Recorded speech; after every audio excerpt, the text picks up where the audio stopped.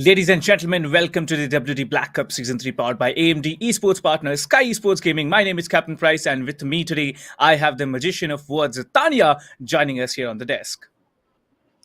Thank you for such a warm welcome, Captain Price. It is great to having to cast alongside you. And having said that, we have two strong teams for best of three. What are your expectations coming in? Because we did see Orangutan losing against Elstreak, and then again they are on the lower bracket side, and they have to battle against other team today. Do you think they're going to bring up some new strategies popping in, some new play set, or maybe some new agent lineup? Well, it's definitely a surprise for me because honestly speaking, I didn't expect Orangutan was ever going to get into the lower brackets. Now they have to fight it out against Wuchereria Esports, and that is also a very, very strong team. This is an elimination match. Whoever wins this best of three moves on forward to the next stage, but whoever loses, they are going to get downed and out of the tournament. Absolutely. So this is the situation where the knife is on their neck. It is a do or die. Either they do it. If they cannot, they are not going to be the part of this event furthermore. So let's see who is that team who's going to win out, because we very well know now the stages are gone where we did witness 2-0 score lines. Now it is always about 2-1 and one map each, and that is exactly what is making everything even more interesting. Well, what's more interesting is the prize pool, because this is the first time we have a women's only exclusive, portion of that prize pool. There, 3,000 USD is going to be there as the prize pool. Well, the first place team walk away with 1,000 USD. Second place team walk away with 450 USD. Third place gets a share of 275 USD, and so does the fourth place. For the fifth place, sixth place, and seventh and eighth place teams, we have a reward of 200 USD alongside the MVP, who will be decided during the grand finals, who is also going to get single-handedly a huge share of 200 USD. And my eyes are always on MVP, because winning a title sure is important, but winning away the title of MVP is like fighting for yourself, winning a title for your own self. No doubt the prize pool is varying a lot in multiple times, but still, it is going to give you a different valuation as a player. But talking about the victory, sure, you are going to win it out. You are going to not only gain the prize pool, you are also going to gain a lot of name and fame. Of course, and talking about the games today, I think the best of three, it might be a total of three maps game. Now, this is a very intense moment we have got into the tournament with, because the best of three, I don't think a best of three is complete without witnessing all the three maps, especially talking about the matchup today, Orangutan versus Wuchereria Bancrofti. I mean, this team, they have been playing good. But playing against Orangutan today, Orangutan, they are going to come in with everything they've got. And that is where Wuchereria really need to work out. Wuchereria definitely need to work out here. Let's see how are they going to work out today. And to be precise, talking about Orangutan, I would want to see what is Casper up to today from Sentinel working out towards Control, and now with every passing day moving ahead as a duelist for the team. And talking about Wuchereria in person, I would want to see their line about how are they planning to move ahead, how are they planning to play up, and it is exactly about how the lineup is going to work out. That is how the retaliation can be pre-predicted. Absolutely. And talking about this game today, the best of three, the winning team moves on forward. I feel a little bit bad because we get to see a team getting taken down. But that is how things work in esports. You'll either lose or you just win, and you have to give. You'll either lose or you just win, and you have to give in your utmost best. This is the round three. After this, we are left with very few games of the Luna event, the grand finals, which is just around the corner, to be scheduled on 21st of April in a best of five. Who is going to be there for the best of five? Which regions do we have? All answers will be given to us and to the general audience as well on the 21st of April. But before that, we will definitely take a look at the map veto. We will take a look at what agents do we get. But I think it's going to be a little bit of wait before we actually head into the game, because today's game is going to be there. There's going to be a lot of intense moments, and those moments, they are going to be spicy. They are going to be really, really sweet as well. But I would like to see some salty moments as well. Maybe some knife kills, maybe some cheeky flanks. Those things really excite the hype of the tournament.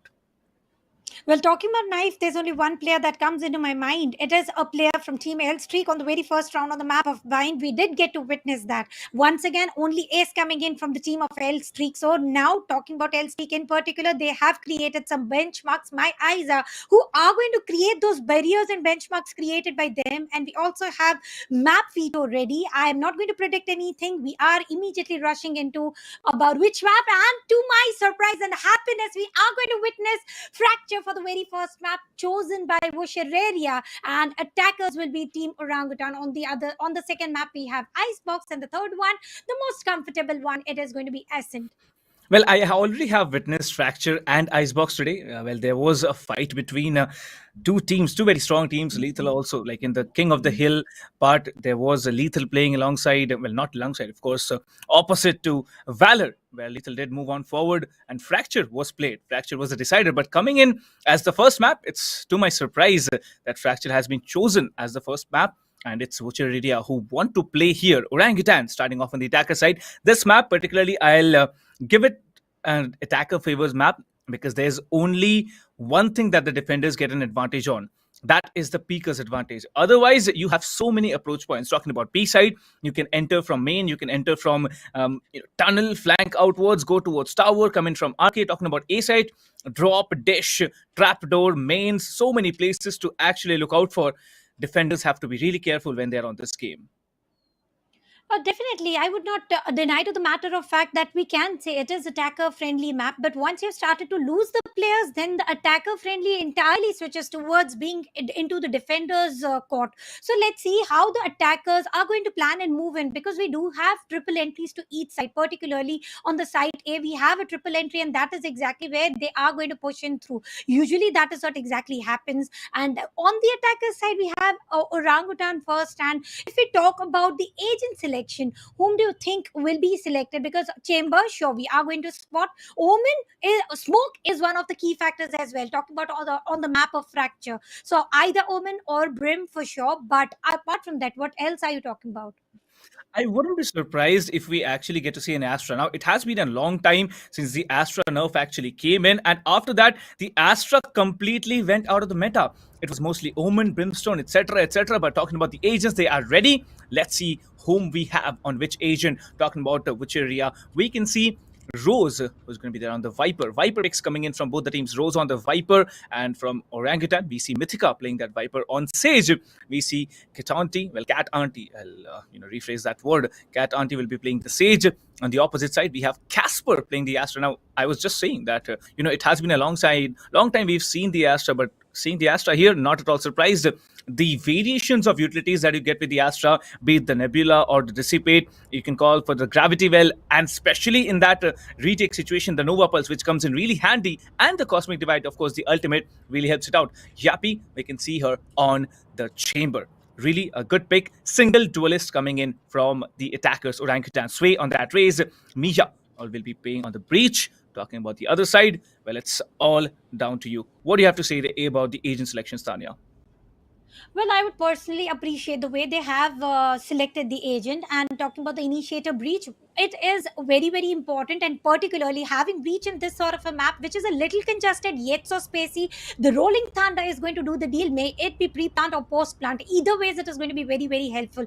But what questions me exactly is why is Orange up to Jet? Because we don't have that much of verticality involved. Usually, it is within the caves, within the tunnels. But I would definitely want to go ahead and witness some 1v3, 1v5 with the Blade Storm in particular. Chamber is going to work wonders. We know that. We have seen that happening. But there's one special thing talking about Cat Auntie, which is Sage, the only healer into the entire 10 players playing this map. So I would want to see how is the heal going to work out after a little bit of damage done and taken, and again getting healed up, getting resurrected. So at point of time, Team Orangutan might have to go ahead battle against 6 players. But Raze is going to be a very destructive player, just like in the map of Split. Raze is a key player, key duelist. In the same pattern, I would say that Raze duelist is going to get us multiple frags, may it be with the grenades, may it be with the showstopper.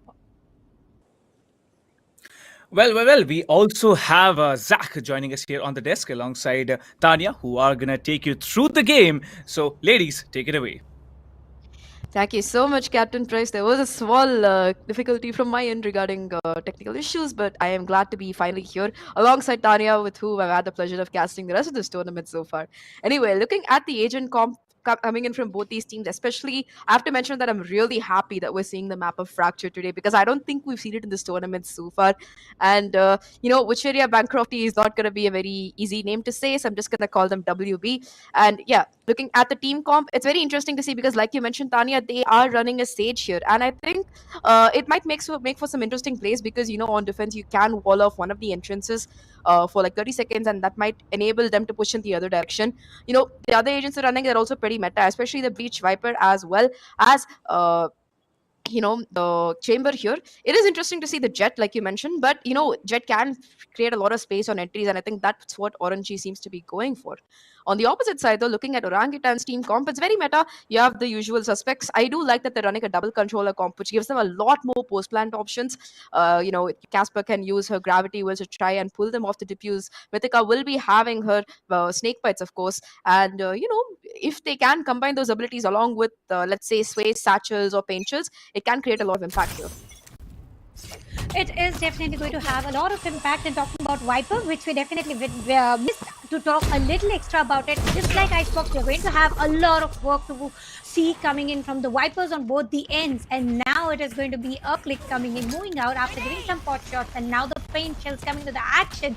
And so is the fault line aftershock. But nothing is going to get damaged. Nothing is going to be changed whatsoever. The positioning of Mythica was also spotted right here on time. And the players are falling quite immediately, quite easily. And Nebula will be used immediately to stop the vision. And Casper is utilizing it very wisely to plant the spike, and Mythica holding this angle. Finally, it is a reward, and not only that, what else is rewarding is she gets a sheriff to work out with. She does manage to pick up that upgrade, and it's going to come down to just Cat Auntie and the Breach in a 1v3 right now. But Sway is really low. With Cat Auntie getting that pick, it is going to be very much doable here. But Mythica will go down, in fact, even though she does have that Sheriff. It's going to be Cat Auntie, that Sage coming in so useful here to get that heal down. And look what Cat Auntie has in her arsenal. She will have that wall to work with, and that is going to be the diffuse coming through basically for free. Because, it's going to be a 1v2, the wall's still in place, and Fianwed is determined to protect her Sage as she goes down. The diffuse will be coming through, even though Sway does manage to get that paint shells back and throws it. And Cat Auntie with the insane clutch coming in for her team. That pick on Mythica, the heal onto Fianwed, and of course, that wall winning the first round. Winning first round, the map of fracture, the map that I've been waiting from the start. And look at the players' face. They look a little happy winning the pistol round, though last player was only standing. And I would like to say not only heal, but the wall orb is also working wonders in terms of defusal. Cat Auntie with 2 frags here.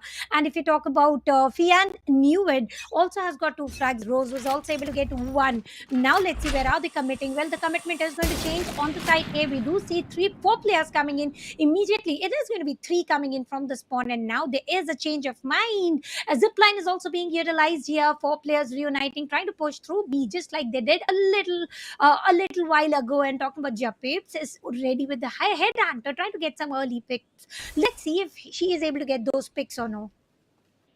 I mean, the headhunter, it just takes one headshot because unlike a sheriff, there's no fall off distance. The penetration remains intact, and unfortunately for her, though, the side of WB does not seem to be giving any picks. Fianwet will hear some noise and will be putting her aftershock to deter the push from this side, along with Cat Slow Up. Orangey will start things off for WB with that pick onto Sway. 4 players still grouped up here towards Arcade, waiting to see if anyone's going to be picking into them. But the side of WB is playing this really carefully. They don't want to lose any guns or players here. They want to create as smallest round as possible. And the thing is that there's no rotation coming through from the A side either. That's going to make things really rough. Fianwede taking 2 down, just out. 2 players left right now. The Breach and the Astra here. Both of them only having pistols to work with. Make that 1, as it's just a Breach. Orangey will spot her, tries to get the pick on her, but you know, it's going to make things very rough, as even though she gets a pick, she will go down. She will go down, and second consecutive round going into the hands of Team Wuchereria. A good play set coming in, particularly the breach blinds are used very nicely and on time. They are also able to defend it, but that was a save round for Team Orangutan anyway. They had nothing to purchase this time. They're going all full buy with some phantoms and vandals in the mix with full armor. So we can expect this round going into the hands of Team Orangutan. If at all they are not able to win this particular round, then I think the economy will be totally destructed, and regaining that is going to take them at least 2 more rounds. Lazy Think overextending on the map, and let's see that the name doesn't indicate the play set of Lazy Think. Sure, she has managed to push out all this away, but Mythica is gonna get that counter frag onto Rose here as she goes down. Casper taking on Lazy Think as well. Always clear your corners, ladies and gentlemen. Casper proves that lesson, has its advantages. 3v5 already for the side of WB, and they have to try and make this retake happen as the spike will be going down. Fianwet expects to play close here, but does not expect one towards the door, and Mythica will be kept alive with the help of Japeeps, who peeks at exactly the right time. 2 more players left right on the jet will be spotted and will go down. It's all gonna come down to just the Sage here. Cat Auntie does have that Spectre as well as the heavy armor, but they know her position, and I don't know how much she can do here. Trying to get some headshots. Any kind of damage she does is going to be helpful, but those Vandals will reign supreme, and that's going to be a flawless attack round coming through for Orangutan as they get their first round on the board here.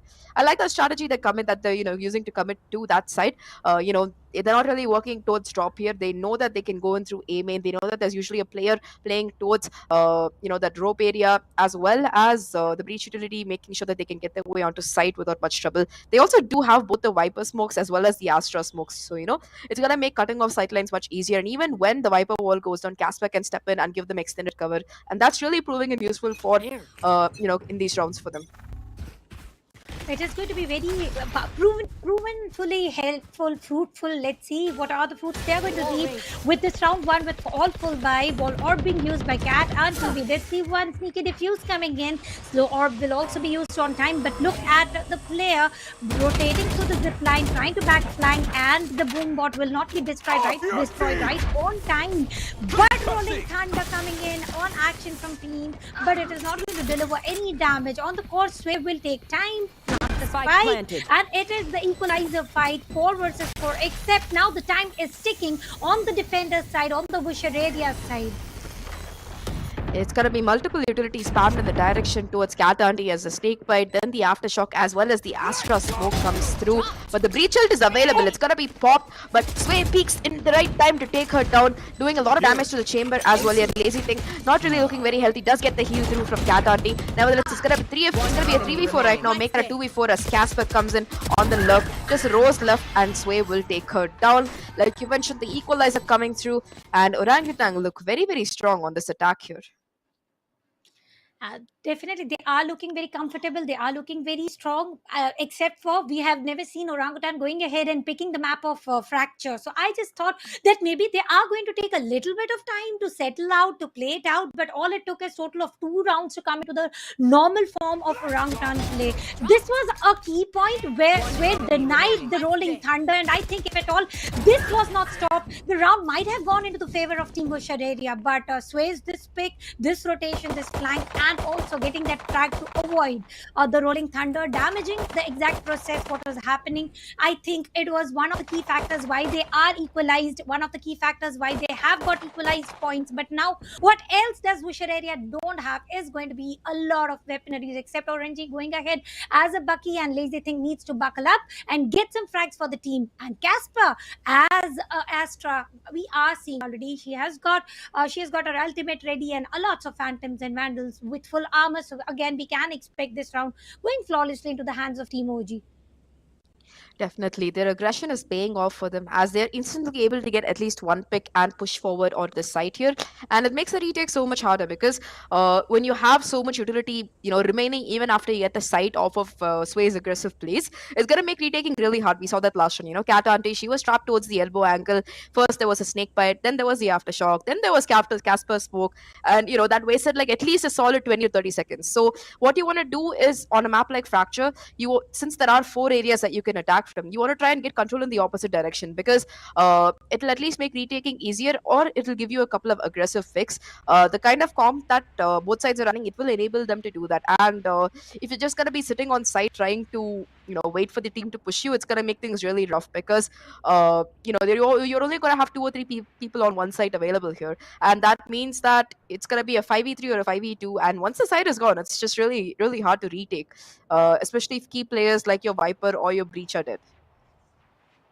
It is going to be very difficult, and that is what exactly I was talking about. If you lose a player, especially on the map of Fracture, you are already turning yourself into the handicap situation, and that is the last thing that you'd want for your team, that you would want to make sure about your team that none of the teams are lost, especially for the attackers.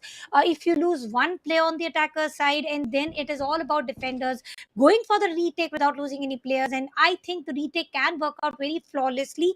But the retakes were totally stopped by Sway. And for the pistol round here, it was a good classic finisher coming either ways. And not to re-mention again, the flash was also working wonders from team.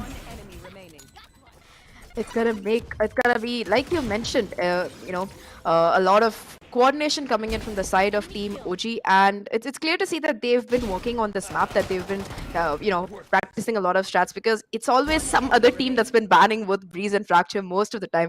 So the fact is that they do have a lot in their pockets. We can see that from the coordination between Mythica and Casper. It's quite clear that they've been working on the timings regarding putting down smokes and making sure that site retakes as well as access is easy and difficult for the defenders at the same time. So I think that this round it is going to be, like you mentioned, an eco coming in for the side of WB here. They do have inferior weaponry, and I don't think they've mostly gone for a stack here. It is going to be multiple players towards this 8 side, and the same kind of strategy is going to be coming through the side of OG here. That concussion is going to be hitting a lot of their own teammates, but Cat Auntie will be getting that first pick onto Japeeps, but will sadly be traded out by the nade. Sway as well, committing her showstopper here, even though it is an eco round, will find a kill off it as well and get the side for her team. And then the Pinchers will refresh as well, but Fianwed will take her down. Casper is there for the trade though, and that's gonna be a 2v3 right now. The round looking very costly so far, but OG. But their economy is pretty healthy after their 2 consecutive wins, so it's not a big worry. Mythica, she knows where Rose probably is and is waiting for the peak here as she's here. Lazy Think as well towards CT, trying to see what she can do here. And it's gonna come down to just these 2 players. Chamber will be getting a kill, but does not expect Mythica here. And Mythica will clean both the players up, taking OG to a score of 3. I really appreciate the way Mythica is holding and playing, not trying to overextend herself. And look at the smile coming in from Mythica. That proves that she is proud of herself, the way she's able to get those 2 picks immediately. And those were much required one. But anyway, there was not much to lose coming in from Team Wuchereria. The reason is it was the save round. It was all about pistol, and now they have got all the saves ready with that. Both the teams have got full vibe, full armor. Now this is going to be the very first round into the entire map of Fracture about who is going to take down whom and how will be the question. If we talk about the split, we do see two players on the defender's side. On side B, one in the mid and one on side A near to the satellite, one on the A main. Again, Casper trying to put all the star, and we are also seeing a cosmic divide coming to the action. That is indicative the cycle is totally committed. There's nothing that can change it. But look at the spot shots from Lazy. None of them could get connected, and the smoke will also not allow much of the view. But Japif is going to get that required peak. Will also take down Cat and reducing the members to 4-player, turning it to a 4v5 affair. That was very rough, and Fianwed will be able to take down Casper. It's still going to be 2 plays left, but Rose is on the look here. And she will be taking down Sway, getting a second kill as well. But it's just going to be Fianwed right now as Vitika trades out her teammates here. Fianwed does have the concussion, but look at the position from these two players. Fianwed knows that there's at least one here, but they will be going onto the side here, trying to get the double peek in. And yep, Matika does enable that Toxic Orb, will be putting down her Snake Bite, and while half the diffuse has been stuck, she's watching the wrong angle as Japeeps will take her down. Lovely team coordination coming in from the remaining 2 players from the side of OG, and you always have to try and double peek, and OG is really exemplifying that. A few unfortunate mistakes made, but at least this round looked much closer. OG is slowly but surely gaining the momentum as they get more and more rounds on this attack half. 4 consecutive rounds. What else can you ask on the map of Fracture? No loss of economy. Sure, they are losing some players. To be precise, Casper is being taken down quite often. That is how she's having the least amount of funds. And I don't know why she wouldn't ask the weapons from Mythica, though, being the richest among the team in terms of economy. Though, anyway, jokes apart, it is going to be a side entry once again with the split. And it was a fault line used right on time. Not much of a damage. Grenade was delivered. A little bit of HP was lost for sure. And a lot of HP lost is equal to Sway pushing in, taking down Orangi, and now here we get Orangi, and now here we can see. I would also want to see what is Satchel up to, just delaying delaying any sort of push from the defender's side. And now I think 5 versus 2 will be a clean sweep. With only one last player remaining, not so more. It is Sway with a total of 3 frags. No need to plant any spike. Mythica is still going to plant. You need those extra creds. You are going to count each and everything though. That is going to be some additional boost to the economy, though. Looking at it, like you mentioned, it's not really needed, Tanya. 2 players basically capping, both Japeeps and Mythica looking very healthy in their back balances. On the opposite side, though, it's finally going to be a full buy coming in for the side of WB. And this is interesting to see because Orangi is going to be going in for that operator buy. And Lazy Think as well seems to be opting to play off the tour de force in her possession. She does indeed manage to pop it, and it looks like the side of OG wants to play this patiently. They're going to be waiting in for a pick. I think that they have a little bit of trauma after how Rose managed to push them, and it's going to be Rose ulting early though, blocking off control for that A site here. On the opposite side, there's going to be Cat Auntie walling it off, and it's going to make things really, really difficult if anybody wants to go towards B here. The wall will be broken though, giving away information that there are several players here. This will trigger the falling of the slow up from Cat Auntie, and it's going to be these players waiting really patiently. On the opposite side as well, I think Japeeps has woken up. She's like, if you want to play, I want to play too. And she's going to be pulling out her tour de force as well. It's going to come down to who's peeking into who's crosshair first. And so far, it seems like both teams are content to play this patiently. 50 seconds left on the clock. Let's see who manages to take this round. Now, as the clock is ticking, some actions will be spotted coming in from Team Orangutan. They will get hasty to plant the spike, and they are getting an empty site on side B. There's nobody to hold on to. There's nobody to wait, but it is going to be going ahead, getting the first strike on the attempt of getting second. Ninja will totally stop that, and this is the time we are going to see Rolling Thunder coming to the action. Nobody's going to stop that, but Sway with the satchel initial entry is going to take down Cat Auntie on the course. The spike will also be planted by Sway. It is 4 versus 3, and the paint shell just used to delay the side entry to hold on to as long as possible. Meanwhile, though, Mythica will take down Rose. That's going to be a 2v4, and yep, that's going to be an Optif coming in as Japeeps will take down one chamber. Lazy Think somehow getting 3 kills here. 4 kills! A 4K for Lazy Think to close out the round, and man, that looked insane. I really wish we'd caught Lazy Think's perspective that, because that looked absolutely phenomenal. 1, 2, 3, a chamber diff, and finally Mythica not ready for that peak coming in. That quick switch from the Phantom to the Tour de Force, winning them that round. I honestly did not think that was going to be a victory for WB, but never count Lazy Think out, because that is going to be a 4K, and the round finally coming back in the favor of WB. finally, after so many rounds, they get to do it. But all the credits goes to the girl Lazy with 4 frags to 2 a day for a good performance spotted here. And okay, it was 2 coming in from Phantom and 2 coming in from the Tour de Force. A good mix of battles spotted here. Good set of play. Now the sites are going to be switched. They're not going to force themselves on site B. Sending the boombot to get the intel. Attempt to destruct the boombot is equal to show, revealing their own positioning, and Orangi's got a very good position as well. So, Venom Cloud is used here. Vision is blocked entirely, except Sway is trying to get the entry through the door, but on the force, Rose is going to take down 2 players with the Spectre Spray. Not only 2, this is going to be a switch of weaponry, upgraded to Phantom, took down Mythica as well. 4 versus 2, not so difficult, yet not so easy. So let's see if this is going to be a easier affair or it is going to be a very difficult one with Sway having only 16 HP to work out with. Both players have one team really low, but the issue for OG is the spike has been dropped, and it's gonna be Orangi and Rose guarding it with their lives here. And yep, Sway will get that kill onto Orangi. Both of them were low, but she still has to get the spike. Both these players on site. The poison out from Rose as well, making sure that the push is gonna be even rougher. Her position is known though, as that toxic snake bite will come down, and it's going to be the clock ticking. 30 seconds left right now. Spike still in the control of Rose. If anyone tries to walk through that, it's gonna make things very, very rough here. Fian as well is going to be standing here ready to back her up, and they are just going to try and hold on to the spike here, because if they don't manage to get it, it doesn't matter because the plant won't go down. The aftershock coming through at a beautiful time as well will take down Sway. Just Japeep's left so low, does manage to have the spike. Will get the kill on the Lazy Think as well. That's going to be a 1v1. No time left, and it's going to be the ult in fact saving the round today. Fianward doesn't even have to peek. It's just going to be Japeep's having to save the weapon with 6 HP remaining. And this is exactly what we were talking about at the start of the round, if I'm not mistaken, that Rolling Thunder is going to be a key weaponry post-plant or pre-plant, and we have spotted that being used over and over time, except for once Sway was able to deny that.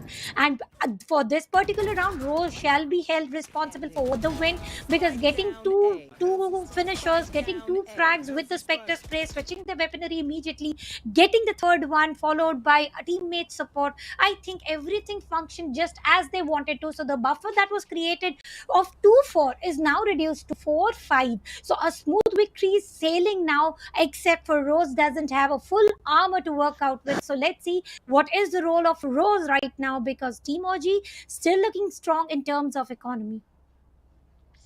They do have the money, but they are losing rounds. And the thing is that Fracture is a map which I would say at least a little bit attacker-sided, because of how many different angles that the defenders have to watch. Unless you play it aggressively, you are going to go down. And that was a beautiful round coming in from Orangi as well as Rosda, because, Orangi, she did not really get a kill, but she baited so well for Rosar, and no one wanted to check that angle. We saw Casper checking it the last time and catching Lazy Think off guard. But these people were like, I think OG this time were like, it's gonna be a Jet holding the angle here. It's an op. There's not gonna be nobody else. And Rose hiding in that corner with the Spectre, causing so much damage, getting over the round. And yes, we have the perspective of Lazy Think here. 1, 2, 3, and 4. An insane spray transfer and the switch to the Tour de Force to take down Mythica, and that's why the momentum shifted, because it became geared towards WB instead. They managed to get 2 rounds in a row, and OG, they have to pick the momentum back up.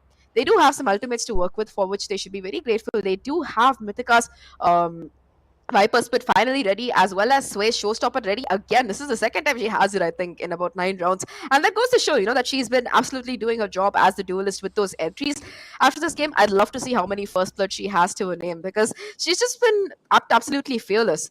On the opposite side, though, I do appreciate the patience coming in from the players of WB.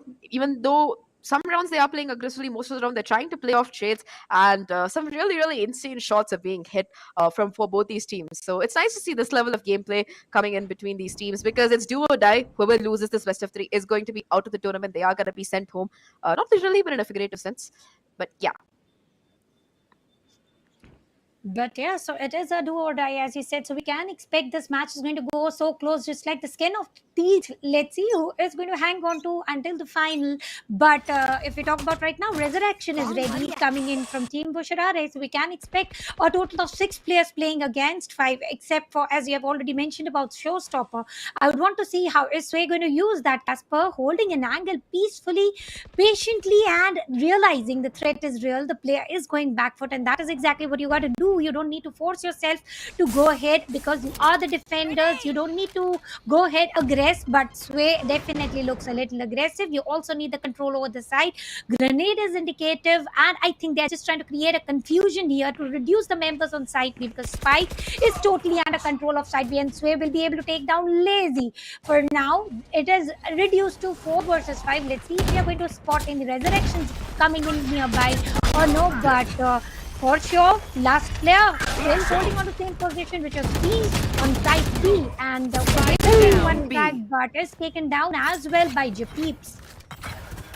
Ranji's position paying off big for her as she gets not 1 but 2, having walked away down under the A side. She is going to be able to push back through the tunnel and catch 2 players off guard. It's all down to just Japeeps here, left in a 1v3. Absolutely no HP. Her position's known as well, and Cat Auntie is going to get that information from the rest of her team, peek perfectly, and get the kill for her team. Cat Auntie really coming in clutch here on multiple rounds, because, you know, while you don't expect to see a Sage on the side, on a map like this, seeing that they are starting on defense, it's a good decision to take her. Her revive coming in instrumental as well. That's going to make the economy buff even better. And more than that, it's just, if you're in a 1v2, you have like a bit of confidence that you can outplay your opponents, you can clutch it. But, getting that advantage, that 1v3, it's going to make things so much better. And I really have to commend Fian Wed as well on this round. Her breach flashes and her breach utility is perfectly timed, because I think that the key to OG winning this round was them executing a successful fake, which Sway managed to help with.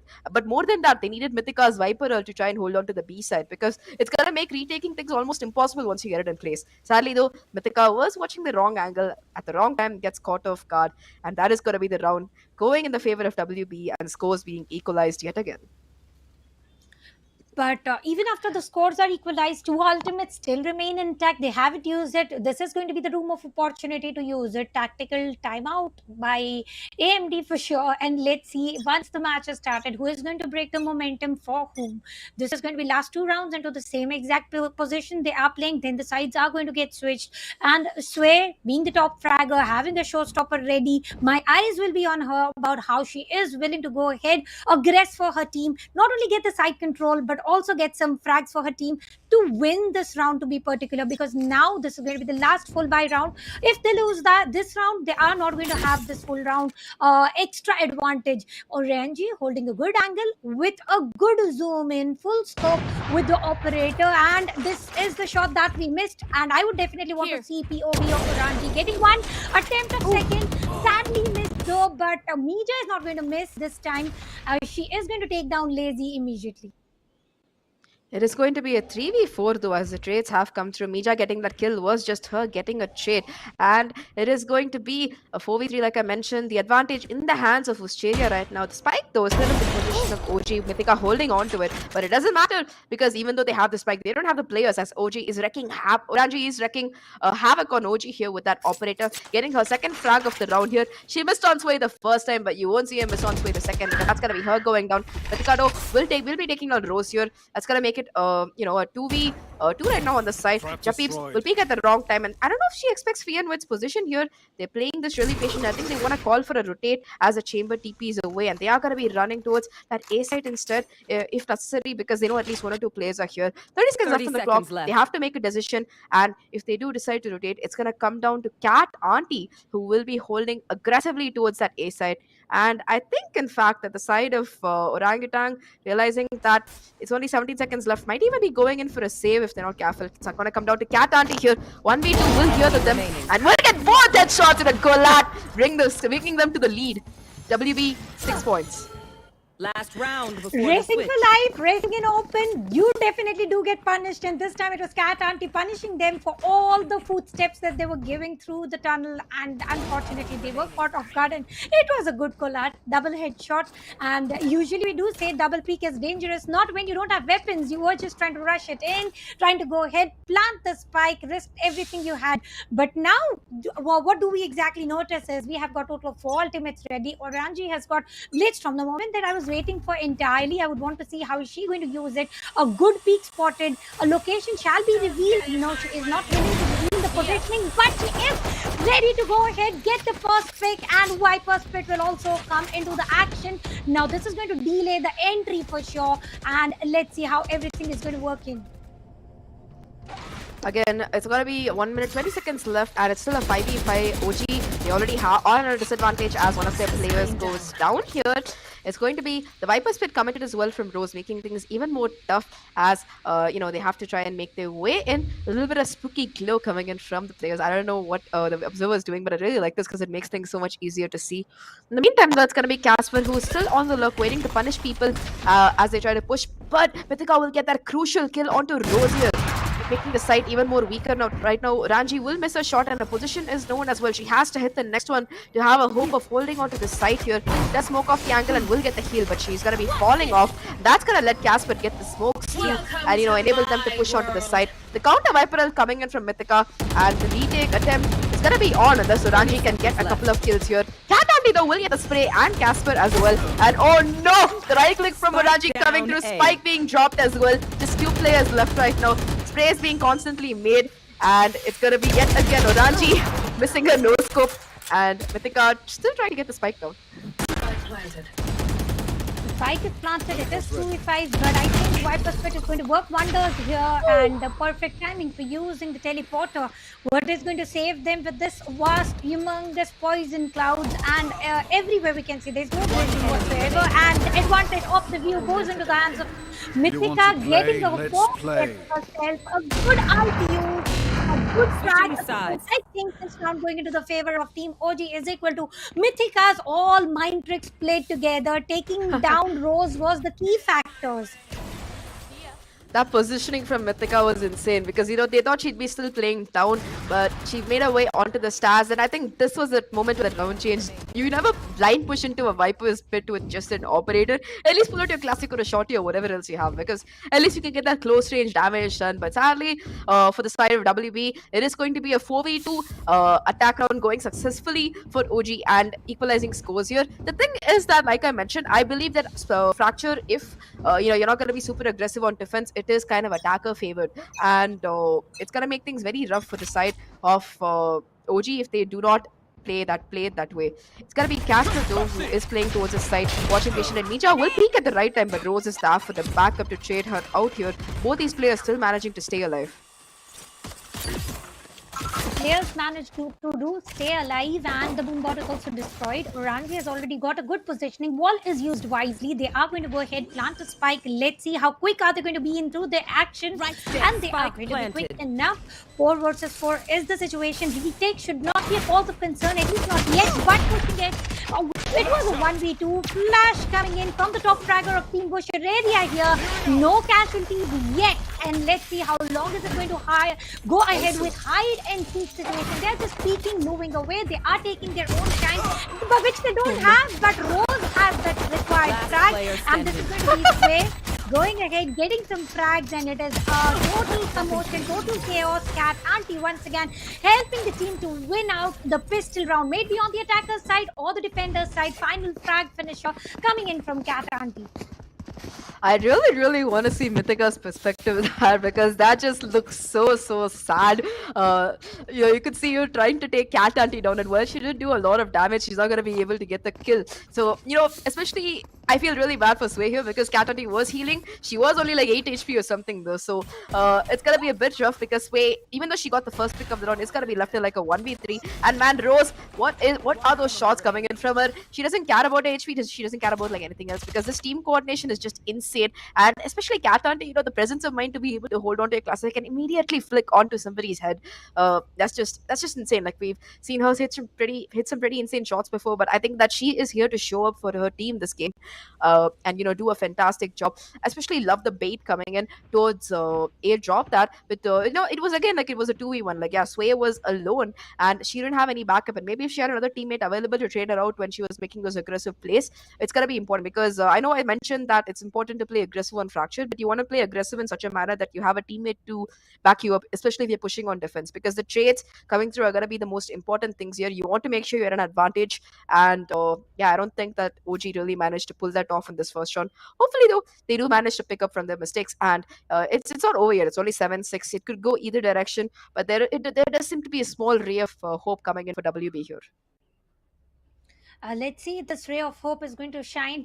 How many faces or how many houses? But right now, it is going to be all the flashes going ahead into the face of Team OG from Fiend, and the flashes are working just wisely. Being the top fragger as the initiator, nothing new for sure. But Orangi is the player I am watching out for. Being the duelists, you do hold a lot of responsibility, and I would appreciate the usage of Raze here coming in from Sway. Just like we always mention, in the map of Split, Raze is mandatory. Once again, in the map of Fracture, it is destructive to use a duelist Raze, and I think Sway has chosen a very good duelist to work out with.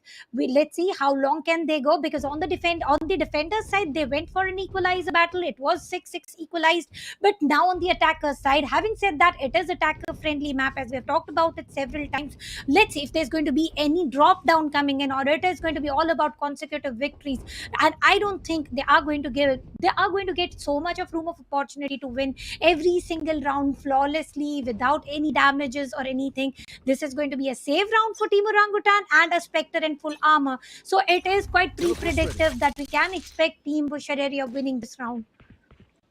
I mean, you do expect it, but you never know. You do have pistols coming in clutch in really close angles, or if you're just a chamber with 2 bullets, if you can get 2 kills off it and pick up a Spectre or 2, it might make all the difference here. I want to see how the side of WB is going to be playing this, because there is going to be I don't think there's anybody on site here, and even though Casper does pop some utility, like Sage Wall coming in so clutch here, just blocking off contact completely, and it's going to enable the spike to go down. Sway does throw a nade, tries to get a little bit of chip damage, but it's not really going to be doing much. And the retake is on here, and it's going to be Cat Auntie who is playing this close angle here. Does have that Spectre. Nice jump movement coming in from Casper here. The slow up, though, making things really, really difficult even as the 5 players push forward. Orangi trying to get the kill, but it's going to be Cat Auntie and Orangi holding that crossfire here, taking down 2 players. Casper, in the meantime, will manage to get a kill, but the flashes coming through are pretty good here, as Mija will take down Lazy Thing as well. 3v3 right now. However, there is no Sage Wall, unlike the last time we saw them playing, and that's going to be just no time left. Cat Auntie getting 1, trying to get as many kills as possible here, because that's going to bring the resurrection more and more close, and it's going to be, in fact, Fienwed who takes down these 2 players with that ghost in her hands. She's like, I don't even need to go for an upgrade. I have my ghost, I know how to hit a headshot, and that is going to be the 8th round for the side of WB. Fantastically executed. You did see 2 players go down, but I think that in the end, the round going in their favor is good. However, these 2 players will have to make a decision. What are they going to play with? What are they going to play with? Well, the players were low with the snake bite, I suppose, and that is exactly where the advantage was taken by Fiend. And you have to do that. You have to get this team support required and get the finishers. Once again, the team Wuchereria is going to go ahead with the Spectres, and on the other side, Orangutan is going to go ahead with all ARs, full armors, and this might be the round where we can expect to see Team Orangutan going ahead and getting the very first round on the defender side. But I do like the way how sneakily the players are already pushing in, placing a wall orb, and then getting a site entry and planting the spike with nothing that can stop them. Is it going to be a repetition once again, or it is going to be a little bit of change, except for Sway? This time it's coming off angle. On the previous round, we did spot some gymnastics coming in from Casper, from wall to the boxes, but this time it is not going to be the case of scenario, and aftershocks will be used. Nobody is damaged, nothing is changed. 5 versus 5, and no casualties whatsoever. But as soon as I say that, it is Jeffrey taking down Lazy, so he will take down second as well. Orangi with the Sheriff will be able to take a double. Casper has taken down Orangi. It is 2 versus 3, and toxic screen is down. That means vision is going to be very, very clear. Now the lineup enemy Buffaloes are going to Woo! Oh my god, that collab, that double kill from Rose is gonna be insane. Almost no time left, and Peach doesn't have the HP either. Fianwen will get it through the spray, and you gotta love this attack on this round coming into the side of WB. Sure, they died to the spike, but they have more than enough money to go in for the full buy, and more than that, that was the full buy round for the side of OG, and they didn't win it. That's gonna be an eco coming in right now, as Wuchereria seem like they are gonna be going in for their 10th round, and an overwhelming lead almost, as they will be getting those kills. I love this execute coming in the sheer aggression, that Fianwen enables with her breach concussions as well as her flashes. The aggression from Orangi as well, as she gets in, and just that wall from Cat Auntie. It's the thing that makes the round run in their favor, because it just, it makes sure that the defenders have to break it and then go forward. But what a shot coming in from Sway here, as she will take down Rose with a headshot. But it doesn't matter, because Cat Auntie, she just needs to pick up that orb, and that's going to be the resurrection, coming in for WB. And yep, she is going to be getting Rose back into the game, even as she manages to trade out Sway. The advantage still in the favor of WB, as they look to take this to a 10th round.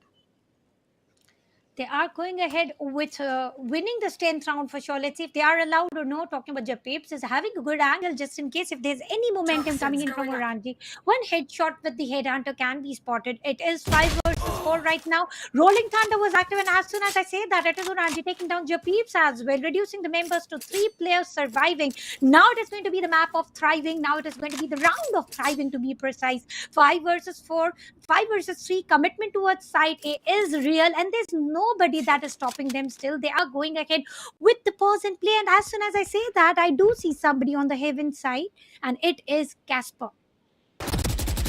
It's gonna be Casper who has to try and do this, but Orangi, she's done the job. She's made sure that they think it's going to be a commit on B. The breach is rotating, but it's gonna be too late, as the spike should go down without much further ado. Even though it was an eco round, the bait coming in absolutely insane from the side of WB. They do not want to lose this round on any kind, for any kind of reason here. The spike will go down. Again planted in a sort of default position, and Mythica, she only has 1 HP.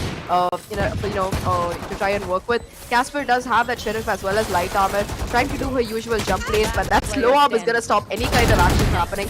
Just Mythica left right now, and she can't do anything, as Orangi will take her down. Orangi versus OG. This round it seems like Orangi is gonna be the victor. That's gonna be WB on double digits, looking to close this map out as painlessly as possible, and it's gonna be panic coming in for OG here as they go in for yet another timeout. Yet another timeout, and this is exactly what you have to do. What's not working for them is the question, for me as well, for themselves as well, because on the attacker's side they were quite equalized. They were going very smoothly, like first pick coming in from Sway towards Rose, but then nothing could have stopped Rose from being survived. You do have Sage, you do choose that agent to get your teammate back, and Resurrection was right about on time. I don't think there's even a single loss coming in, since they have switched on the attacker's side, attacker friendly map chosen by Wuchereria, and I think they are giving all the justice to their choices. Let's see how long is it going to take for the match to end, because it is just 3 rounds away for Wuchereria. But is there going to be any comeback story on the map of Fracture for Team Orangutan? The thing is that, fun fact, both these teams are in fact playing with their substitutes, I think, instead of their usual players. WB, their Jet is usually Inchi, who has been a player playing on the both the SA as well as the SCA scenes for a while. And honestly, she's one of the most talented players I know. So Orangi is doing a phenomenal job of filling her footsteps here.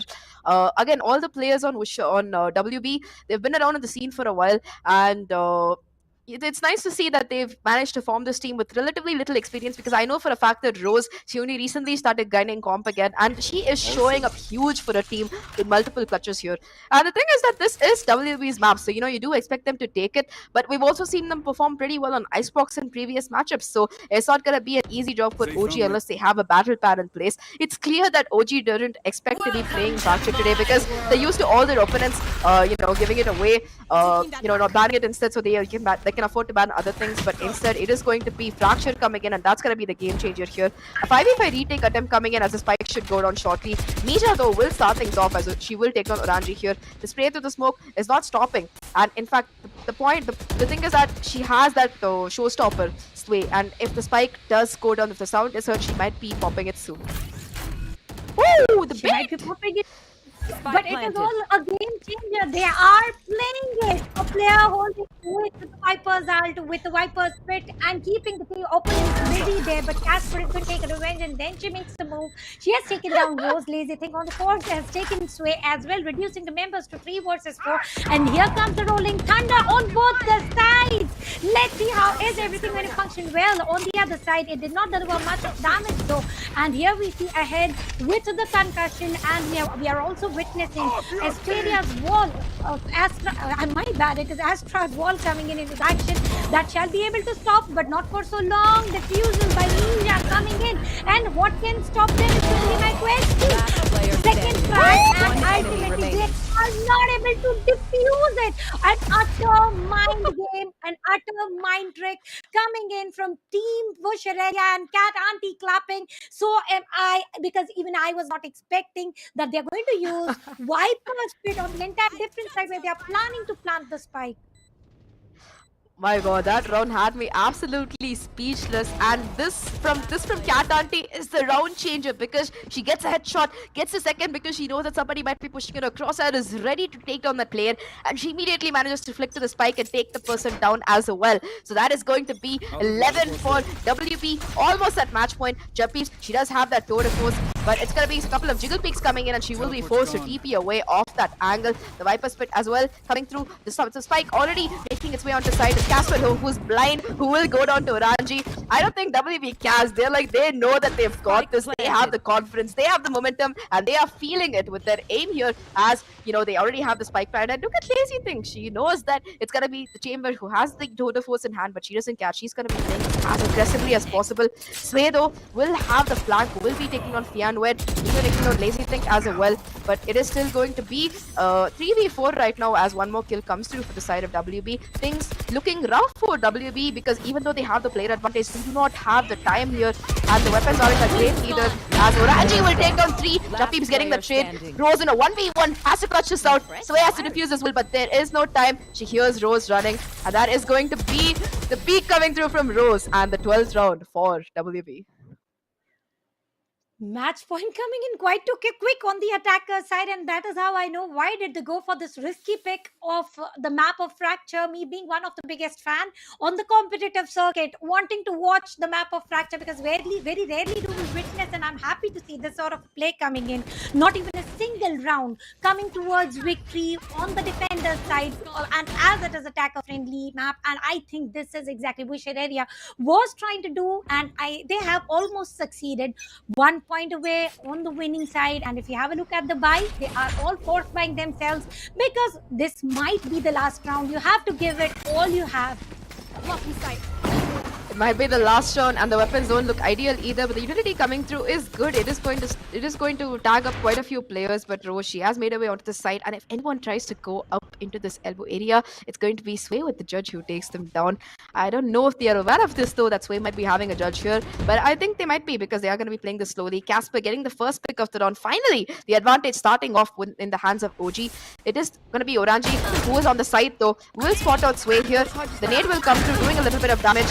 In fact, doing a lot of damage here, as it will take down Orangi. Cat though will take down Japeeps, but it's going to come down to just Rose here, with the spike being dropped as well. It's going to be Sway versus Rose here. Rose will get one left in a 1v2. 50 seconds left, and the spike is dropped. Is taking care of the spike quite too far away, using the toxic wall, toxic screen used right on time. The spike is under the control on the OG side. Rose has got different plans, though she doesn't have much of time to play this rotation games, flank games, though they are ready to lose one round just in case. And Casper going ahead, planting the stars, using some Nova pulses, also using some nebulas. I think everything that they are into, everything that is into their potential, they are willing to use that just to save their round. Flash is going to come in 1 versus 1. Ninja holding a good angle, taking down Rose, and finally this is going to be the very first round coming into the favor of Team Orangutan on the side of defenders. Finally, after losing 6 rounds in a row, they will be getting one, but the economy is still pretty rough as Sway. She will be going in for that buy of a judge yet again. There is a lot, even though this is very shocking to me, because even though the side of WB won so many rounds, they're still having a little bit of an eco problem, because Lazy thinks she does have to play off that tour de force. They only need one more round to take this home, but you never know. We did see a comeback from 10-2 yesterday, and I think that OG is looking to make it work in their favor because Yutika, you see how ready she is to put down the Viper's pit here towards the A side. If Japeeps, spots anybody or gets a frag, it's gonna be Mythica popping that ult. And I think that the side of WB is gonna be waiting to see if anyone from OG is gonna be making any crucial mistakes. Their patience is might pay off here as towards the opposite side. It seems like OG they're thinking about it but not really making a push. Not really making a push. They do have ample time. At least for now, they do have a minute to work out with Gadget is destroyed, making a little bit of noise is equal to making them realize we are trying to push in through side A. But now Orangutan has also realized that Wuchereria might go ahead with some mind tricks coming on the way. So they are not moving an inch. They are waiting for the opponents to make the first move, attackers to make the first move, and then they are going to retaliate. Whatever works their way is going to work for sure. Feint trying to go ahead, getting the first frag. Nobody to spot, at least not yet. Japeep will be taken down immediately and right on time. Ult will be used. Concussion used on time. Will he be able to spot? And a little bit of angle miss because there was total situation of Mythica getting one nutting.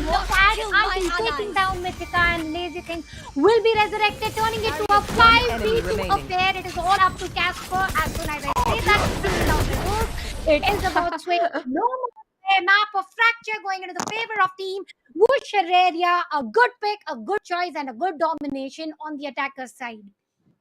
They only lost one round out of the 8 they played on attacker's side. Let that sink in. And that is going to be WB taking their map pick home and taking an advantage in this best of 3 as they win the first map. And my God, what a map coming in from them because, they were at a significant disadvantage in the beginning. They were at like 2-5, I think. But, they managed to get themselves together. They win multiple rounds on defense as well as, they get it to a 6-6 equalizer. And I think they picked this map for precisely this reason. You asked Tanya why they were running Sage, and Cat Auntie proved exactly why. I think that even if she didn't have the most skills during this game, it's going to be Cat Auntie who was the clear MVP with both her plays as well as the utility coming in. You can see it in this first round pistol, the wall, the heal, making sure that they can get the defuse as well as the round in their favor.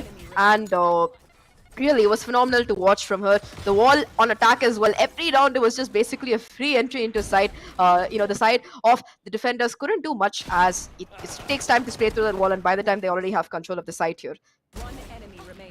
Talking about the defender side, we must appreciate the way Team Wuchereria defended on the defender side, getting to an equalizer score, trying to go ahead to be as good as possible. But then this round was the game changer where Sway wasted out the Rolling Thunder. Not only that, from here they started winning from 0-2 to 4-2. There was a consecutive 4-round victory for them, and a good triple from Sway as well in this particular round with the showstopper. I mean, it was a good try coming in from OG, and when they were on attack, Sway did put up a lot of impact for her team with her first kills as well as the presence she showed and the attack that she did. But in the end, I think WB just played better as a team today, especially Rose and Cat Auntie, like I already mentioned, Rose and Fianwed as well. I think all of the players deserve a huge kudos for the way they played, and like you mentioned, clutching it out. Things looked really bad, but in the end, it was WB who is taking their map pick, and it just goes to show that if you have belief in your teammates and if you plan out carefully and play with them together, it is going to be the win coming in for you. And WB has shown that very clearly today, and I think they will be feeling very pleased with themselves. And OG, they have to be feeling the pressure now. They know that one more map, if they lose it, they're gonna be heading out. They're gonna be heading home out of this tournament, and they will be wanting to go into the next map and which is going to be Icebox, I believe, and prove that they are, capable of still being in this.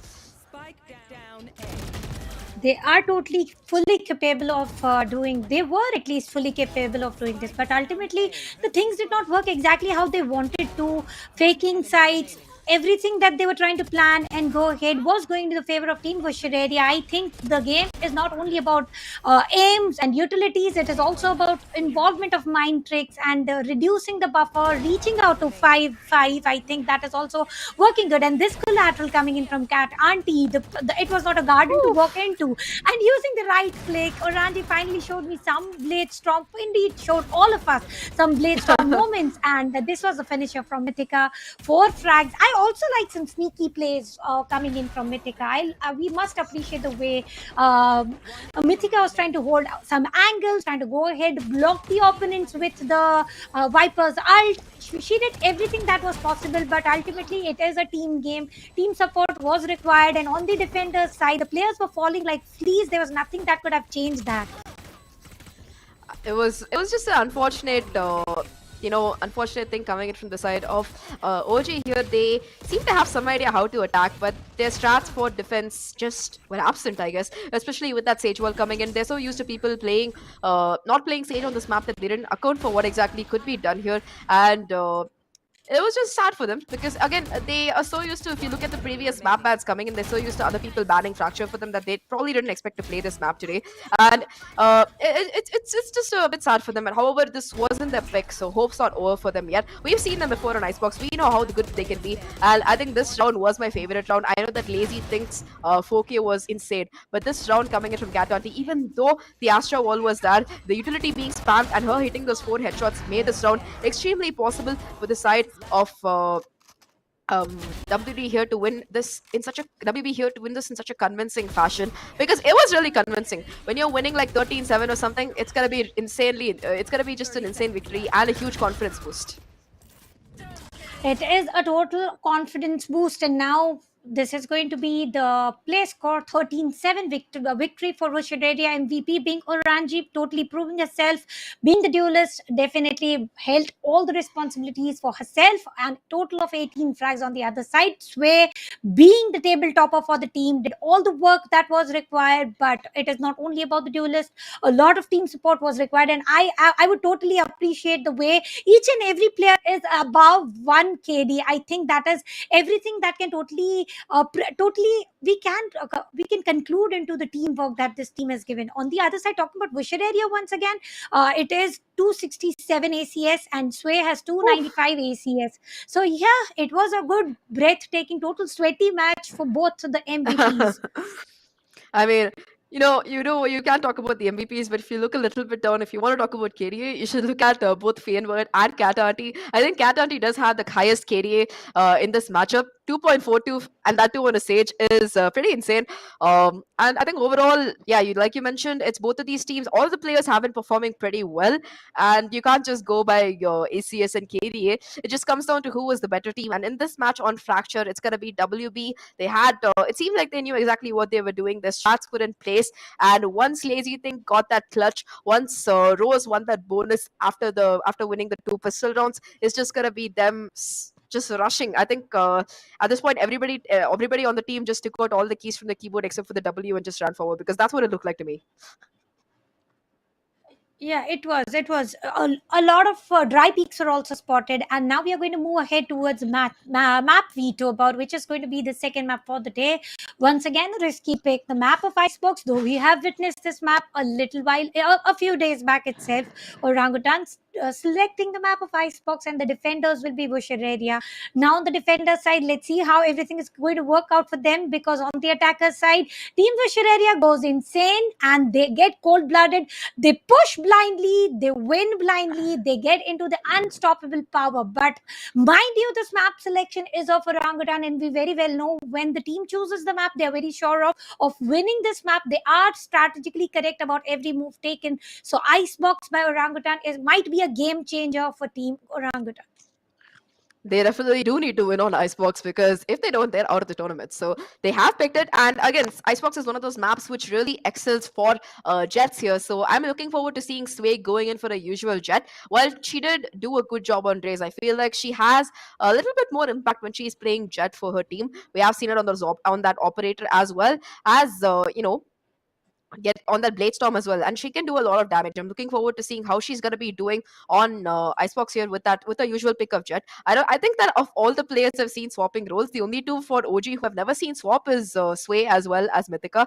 Mythica never switches from the Viper, and Sway always wants to go for the Jet. Everybody else, they change their mind. Sometimes they take Sage, sometimes they don't take Sage and go for a KO or something instead. But it's going to be Mythica and Sway who always are constants for their team, and really they are insane on Icebox, especially Mythica. It has to be said, I get scared watching Mythica play on Icebox because she is just so sneaky at those plays. You never know where she's going to be popping up from, whether she's running in with her team, whether she's going to be lurking down towards mid or even towards the A side. Yeah, I don't want to go up against her on that map.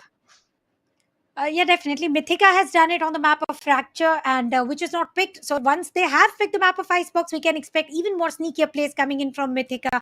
But Mythica and Rose were playing quite equalized in terms of Viper plays. They were able to defend. They were able to go ahead. They were able to get the site entry and also post plant defense with the Venom. I think it was working just about right, except on the attacker's side. Wuchereria, they went into an unstoppable power where there was nothing that could have stopped them even for a single second. So they were like all in, all W, but with a lot of senses, with a lot of mind tricks. So I'm expecting something as such coming in on the map of Icebox as well. We can expect Jet play coming in here for sure, as you mentioned, because Icebox and Jet with the op is going to work wonders. Either of the team can go ahead, but I want to see Sage as Cat Auntie once again. The resurrections right on time, the finishers right on time, the heal right on time. It is a perfect Sage moment for Cat Auntie. Definitely, Cat Auntie stage on Fracture. It was amazing, and this is a map where you're not really used to seeing Sage, especially in SCA as well as South Asia. So the fact that she pulled it off with such aplomb was insane to see. Like you mentioned, I do hope that we see Sage again, because Icebox is one of those maps where Sage is still extremely valuable. In fact, she's probably the sentinel of choice. A lot of teams even go in for just a Sage. It's not exactly the best comp, but I think it's still a great comp. So thinking about just Icebox without thinking about the players, thinking about agent comps coming in, I think that you will definitely want to be seeing a Viper, a Jet, possibly a Sova as well, because Sova, the Hunter's Fury as well as Shock Darts. If you're an owner to know all the lineups, it's gonna be diffusing as well as giving info very, very easy as well as difficult for the opponent team. So you will want to be seeing Sova as well. It'll be nice to see a Chamber as well. Again, lots of angles where you can hold an op from, which is gonna be very, very difficult to clear. And Chamber, like Jet, it lets you TP away and make sure that you don't get shaded out. We have seen some Killjoy as well coming in on this map instead of the Chamber. So I'm curious to see if either of these teams will be going in for it. But I think that you will be seeing all of these agents. You might see the Sage swapped out for, let's say, a KO instead, because some people prefer that. They'll just play Chamber, they put a trap in kitchen, they don't wall it off. They're like, okay, we'll leave it open, we'll get information from that and it's gonna be okay.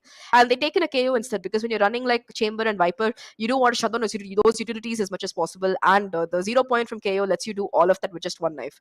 So we might be seeing that here. We might be seeing a double initiator setup. That is what exactly you are trying to say. Let's hope that is going to be a situation right now. But one Sage is a must. I do love to see those resurrections coming in, and then rounds turning the table and turning a loss round into the victory. We did spot such rounds happening into the map of Fracture, so we can expect something as such coming in on the map of Icebox as well. My question is, what do you think Casper is going to go ahead and pick? For now, we did see some changes in the role of the team, some agent selection changes, but in the map of Icebox, what are you expecting? Mythica Viper for sure. She is one of the best Vipers into the entire we can say into the entire roster, or maybe entire players, those who have joined in this Luna Cup for AMD.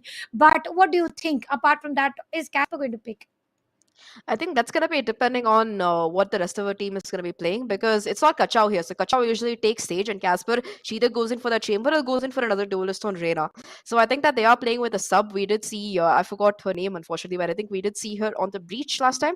I believe it was Zolt something. So if that player decides to go in for the Chamber, Casper might take another duelist, or she might even go for the Sage. But I think that she'll probably be going in for the Chamber, because the last time, OG played this map, they were in a position of extreme confidence. Even though things looked a bit rough, it was 7-7 against Entrare. They still managed to pull it back and and Casper was on the arena. Then she did, in fact, walk away with the MVP. I think she had multiple 3Ks in her favor. And once she gained momentum, it's really hard to stop Arena, especially when she pops that Empress. So, I personally hope we do see Casper on Reina, because, she has really good aim. And Reina is one of those agents where if you have good aim, it's going to make the game really fun for you and really miserable for your opponents. So I'm hoping we see that, but I don't think it's likely, because double duelist, when you're running a double duelist, while it does give you more impact on attack here, it's going to make things very, very rough going when you're going into defense. You're not going to be having that Chamber or that Sage, and not having either one of those, it's going to make things very hard. So I think that Casper will probably go in for a Chamber, though I might be wrong.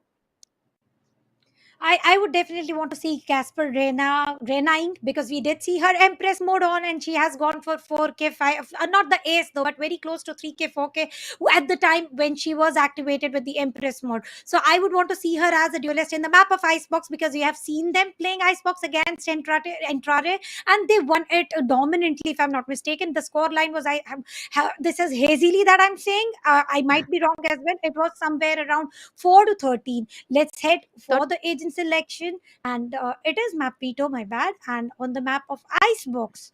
What do you have to say? Because we have talked about the agents, we have talked about the players picking, but on the defender side, once again, Icebox is also a little extra friendly towards the attacker side. Yeah, it has become a little bit better for defenders after some changes on the B side, but still, attackers retaking the side is really hard once the attackers get it. So, with WB starting on defense here, they will want to make sure that they don't give up the sides for free, or if they are playing for retake, have a start in place. Meanwhile, though, I think it's gonna come down to whether Casper and Sway, if they are running that double duelist thing, can hit their shots, because I think the score against Entrade was something around 13-8, I think, by the end of it, and it looked pretty rough for a while. It was at 7-7, it was tied up, and I think finally Casper, she went and she got some Starbucks, and she woke up, and after that it was just GG. But until then, it looked pretty rough, for them, and it seemed like, in fact, even they would be losing, because that was a best of one, and that was like, if you lose, it's gonna be lower bracket right there. So it did look a bit rough, but again, it's a map that they have won on before. They might be feeling comfortable because of that, and I think they were also messing around with not playing the usual agent comps as well. So depending on what they're going to be picking, I think they will have a little bit more confidence. Like you mentioned, when you have a really aggressive duelist like Sway, and you have people who can give her the right kind of utility to push into site. For example, if what's her name, Japipis manages to play Sova and get a lot of information with her recon, or if she manages to tag somebody with the drone, they're going to be focused on running out of the site here rather than anything else. And she can chase them down, she can dash, and she can create so much space for a team, whatever side, whether it's A or B. So it's gonna come down to who plays as a team better. I think that's what Valorant comes down to at the end of the day. The winner is a team that plays better, not just one player carrying, except for very rare cases. But yeah, we're gonna be looking at the prize pool again though. So Tanya, walk us through it. Sure thing. The total prize pool for the WD Black Cup Season 3 is going to be 3,000 US dollars. First place is going to take away the massive piece out of it. It is going to be 1,000 US dollars, followed by the second place, 450 US dollars, so on and so forth until position 8. You're going to take away something or the other. That is going to be total of 200 US dollars. But my eyes always stick to MVP. I repeatedly mentioned I would definitely love to see who is going to take away, even when the prize pool is very humongous on position 1, 2, 3, 4. But I would want to see who was that key player taking away the title of most valuable player of the entire tournament, of the best of the performances. Because not only do you win $200, you also win a big title, you also win a big name, and name above and beyond all is what I personally feel. And I think that the player to win away this title is going to have so many orgs to sign them. But anyway, jokes apart, talking about the map of Icebox once again, Vipers, both the end, Mythica versus Rose is still going to continue. That is what I would love to see it, because the way they were defending their teammates, the way they were attacking for the site entry, and the way the mind trick was played, I think it was one of the best mind tricks played on the entire tournament of WD Black Cup Season 3 for Luna. Oh, definitely. It looked really, really rough for the side of OG. The sheer bait coming in from the side of WB, it really, really managed to make attack for them even easier, because the first couple of rounds they just rushed in, W keyed, and they won the rounds that way. But after that, I think they started playing a little bit slower, and by that time they were so used to the W key that OG kept instantly rotating and leaving sites empty, and that really let WB capitalize on that, go into site and get the spike down with like no competition. So that kind of play is really good to see coming in from this team. It's always, the long game always plays out, and WB really managed to play that very patiently. But again, like you mentioned, while we're waiting for the game to start, we're talking about the MVP position. I'm also really excited to see who's gonna be walking away with it, because a lot of these teams, if you go like, if I think we have like 4 teams remaining in the tournament now, right? So let's look at Asteria, for example. Asteria, they are the team that won the upper bracket finals, semifinals or finals, and they are moving on to the finals as well, and they did a phenomenal job there. The entire team was really good, but the standout player for me on Asteria is probably going to be Muffin Loop here, because especially when you put it on that Jet or even that KO, she's doing a phenomenal job getting a lot of those first bloods, creating a lot of space for a team, and just hitting some of the most insane shots you'll see here. A close contender on Asteria is going to be Meow 16K as well, whether she's on that race, whether she's on that KO, or honestly, whatever she plays, she's been doing a fantastic job for a team. So both these players have been standing out for me performance wise when it comes to Asteria here. But what do you think about Asteria? Who do you think is a very valuable player for them? Well, talking about Australia, the only thing that particularly comes into my mind is on the map of mind where they made a comeback story, which really looks unreal, even for today, even when we know it is a reality. From 210 until 1412, that was humongous. After that, I had a word with Meow. I just asked her randomly about what did you have in your meal to get this sort of unpredictable comeback story written. She said, I had nothing. I think hangry was the reason, the way she was able to play so beautifully well, amazingly well. And talking about Muffin, Muffin and Ascent is a deadly combo, Kavya, Zach, because the thing is, the moment she enters into Ascent, it is like she's walking through the room, can go anywhere, walking through the houses and the gardens and getting frags and always being the MVP there. So I don't know what is the secret of her energy on the map of Ascent. So these two players are doing amazingly well on the for particularly Team Esteria. But sticking to the teams those are playing today, I would want to see once again Cat Auntie as a Sage, and I literally would love to see how Casper is going to go ahead and play Rena or Chamber. Either way, she is a good player in both the agents, but once she gets into the Rena mode on, we very well know how destructive can she be towards the opponents. Oh, definitely. Casper and Rina, we saw it. It was an absolute treat. So, looking at, since we're still waiting, I think this is one of the players that's having some technical difficulty. But I think, like you mentioned, looking at the performance of the side of WB so far, their MVP player does seem to be Cat Auntie. Fianward as well doing a fantastic job with in either of the next game going forward, as well as the third game if we have one. On the side of OG though, I think their star player, one of them is Sway. She does create a lot of aggression, a lot of impact. She just doesn't seem to be scared of anything, and that's really nice to see. But more than that, I think a player that really deserves some talking about is Japeeps here. I know for a fact that Japip, she used to be playing Jet, but she switched to Sova when she moved to this team, when she joined OG. And I think she's been doing a phenomenal job. Her lineups, as well as the way she uses the util, and just her raw fragging impact is really good. But enough talking. I think we're gonna be finally heading into the game. So let's see. Let's go to the agent select and see what kind of comps these guys have ready for us. I'm happy to see Rose once again going in as a Viper, and so is Mythica. Rose versus Mythica is still going to continue. These two duels are on other level, and Casper, the mystery resolved, not being Rena furthermore, she is going to be the chamber for her team. Talking about Cat Auntie, we are not going to see her as a Sage, but the Sova, we very well know how destructive it is. With the Hunter's Fury, you are able to create a lot of troubles. Orange still continues to be the Jet, the duelist for the team. Well played though, being the MVP was not so easy. She pulled it through. But Fiend from Breach towards Sage, I don't know how is this initiated towards the Sentinel role is going to be played. What are your thoughts on the other sides, which is Team Orangutan?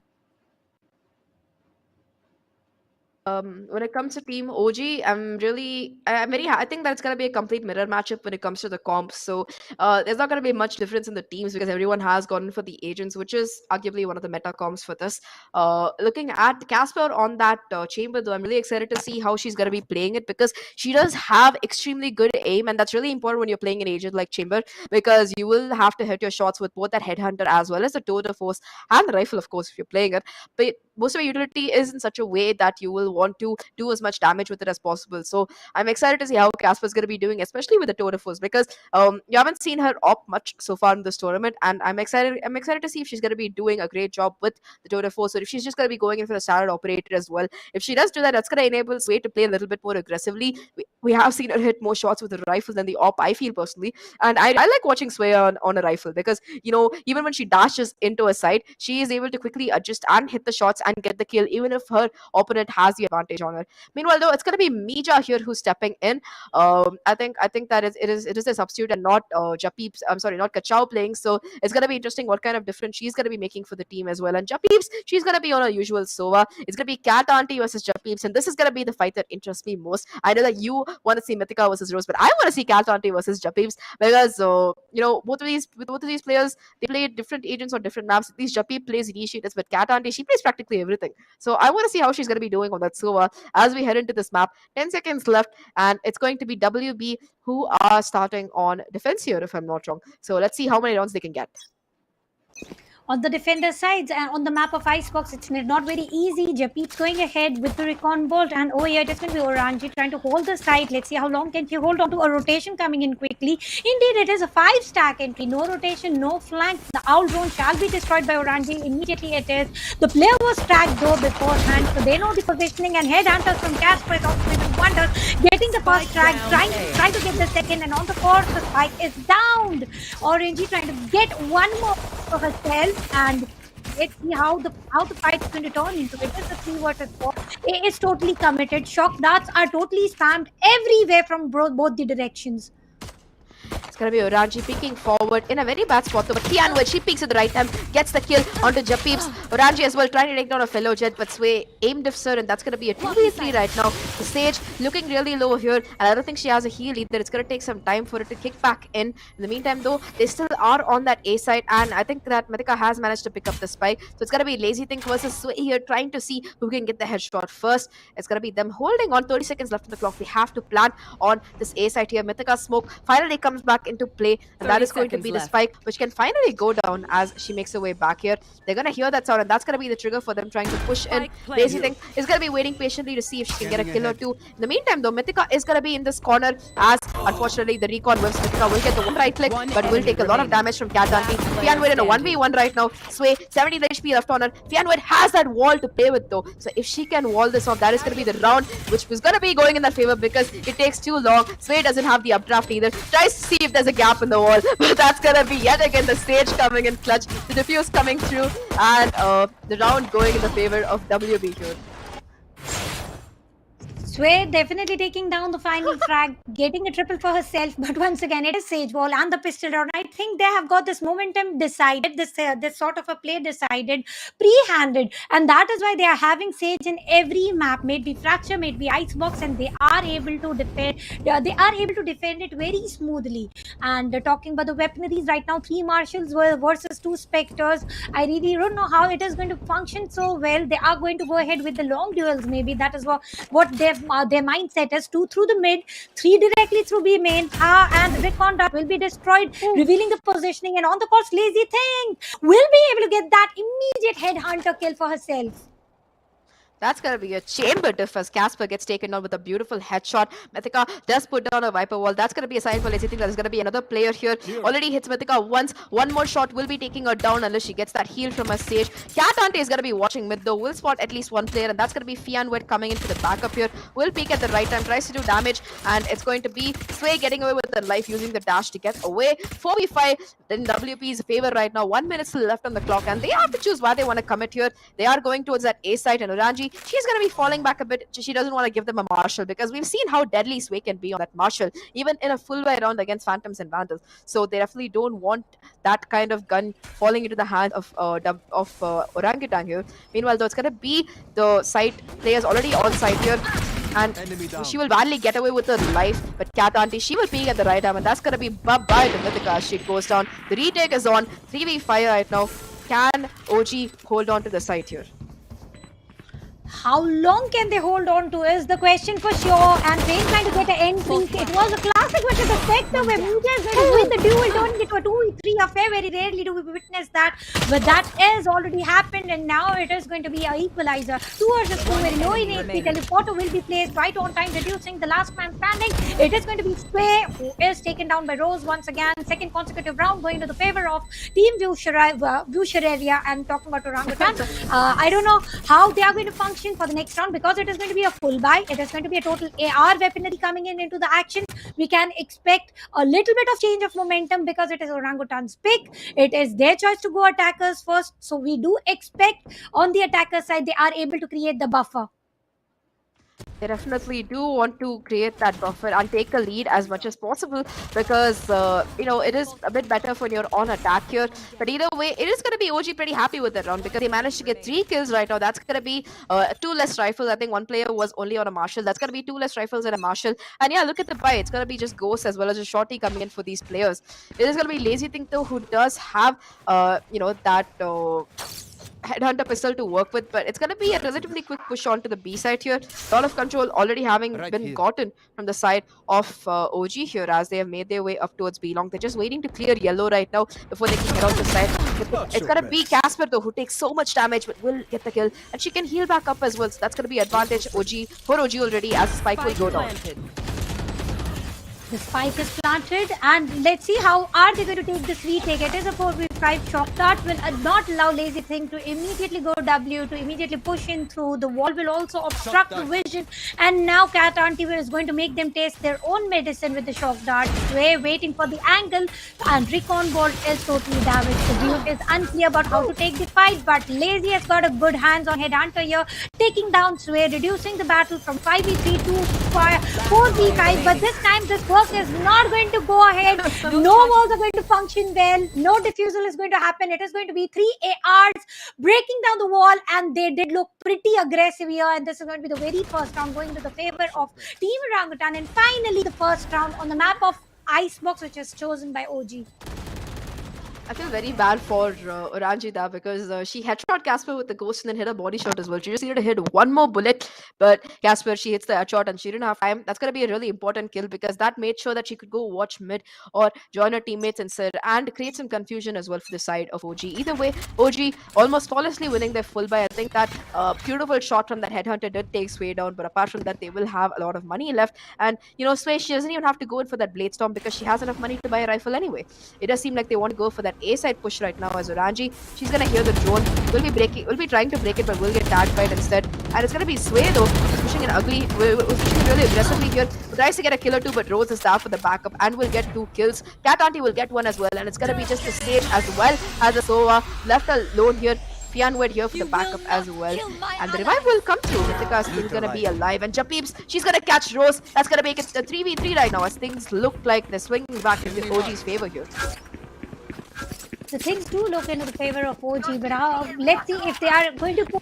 Fiend has got a plan. He is going to resurrect Rose here, turning it to a 4v3 affair. The spike is not yet planted. The clock is ticking, though. They do have the ample time, and not only time, they also have an entire side control of B. There's nobody who can watch here, but Casper, realizing the threat is real, again trying to make a move towards side B. It is going to be 2 chambers against each other. Lazy versus Casper, and on the course, it is going to be other players also trying to make a move. Mythica already planting the spike here. Rose trying to stop them. Hit some pot shots. Nothing is going to work, but Cat Auntie through the wall, just wall bang through the poison wall, and it was good to see getting a pick. But is this pick enough to win the round? And I don't think that is going to be enough. Last player standing, going for the diffusion. Is it going to work? Is once again my question. And 4K for Cat Auntie, and it is definitely going to work this time.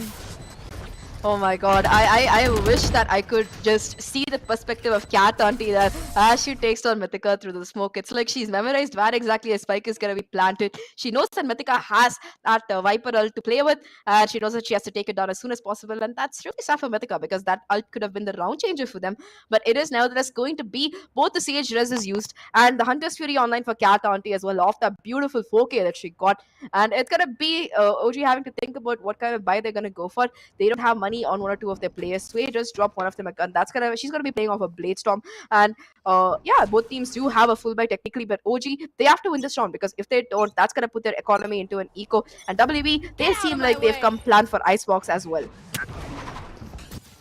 The plans of Icebox, the decisions that they have taken, this is the time to function, but Sway is going to function even faster, going with the Blade Storm, getting the first try for the team, and still willing to get a lot of HP reduced, but Lazy Thing is going to take down Mythica, and immediately Mythica will be traded here, reducing the player to 2 because the fight is started right on time, and a good shots coming in from Sway here. But once again, the same repetition, deja vu moment. The trades are right on time, so the diffusion still stands a chance. And Sage is having a very low HP, no heal to work out with, but the rotation is going to come on time, and the crosshair is also sick.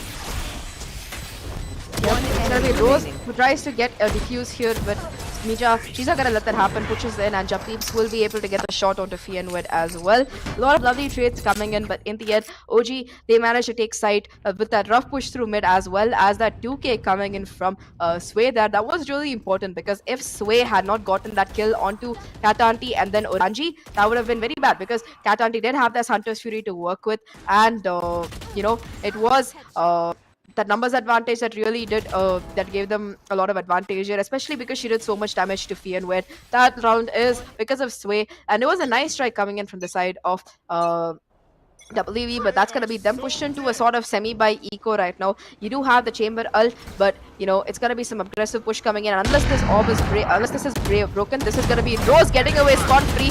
Doesn't get caught, but will get caught with a wall bang instead, even as Orangi will take down Mythica with that Blade Storm here. Teleport's ready. Turning into a 4v4 affair, and Orangi it is going to be Sway with very low HP, and this is the exact time where Hunter's Fury is also going to come in action and will also be able to take down Mija here. One player down, right on time, reducing it to 3 players. Now also, Casper is also going to take a revenge. She's not just going to wait and watch. A good angle for Japeeps here. Let's see if she's going to get any picks with this sort of angle into her hand. Lazy thing, ready to throw their force. But shock darts are not going to get an easier aim. It is going to turn into difficult play. And you're missing that tour de force was the last thing.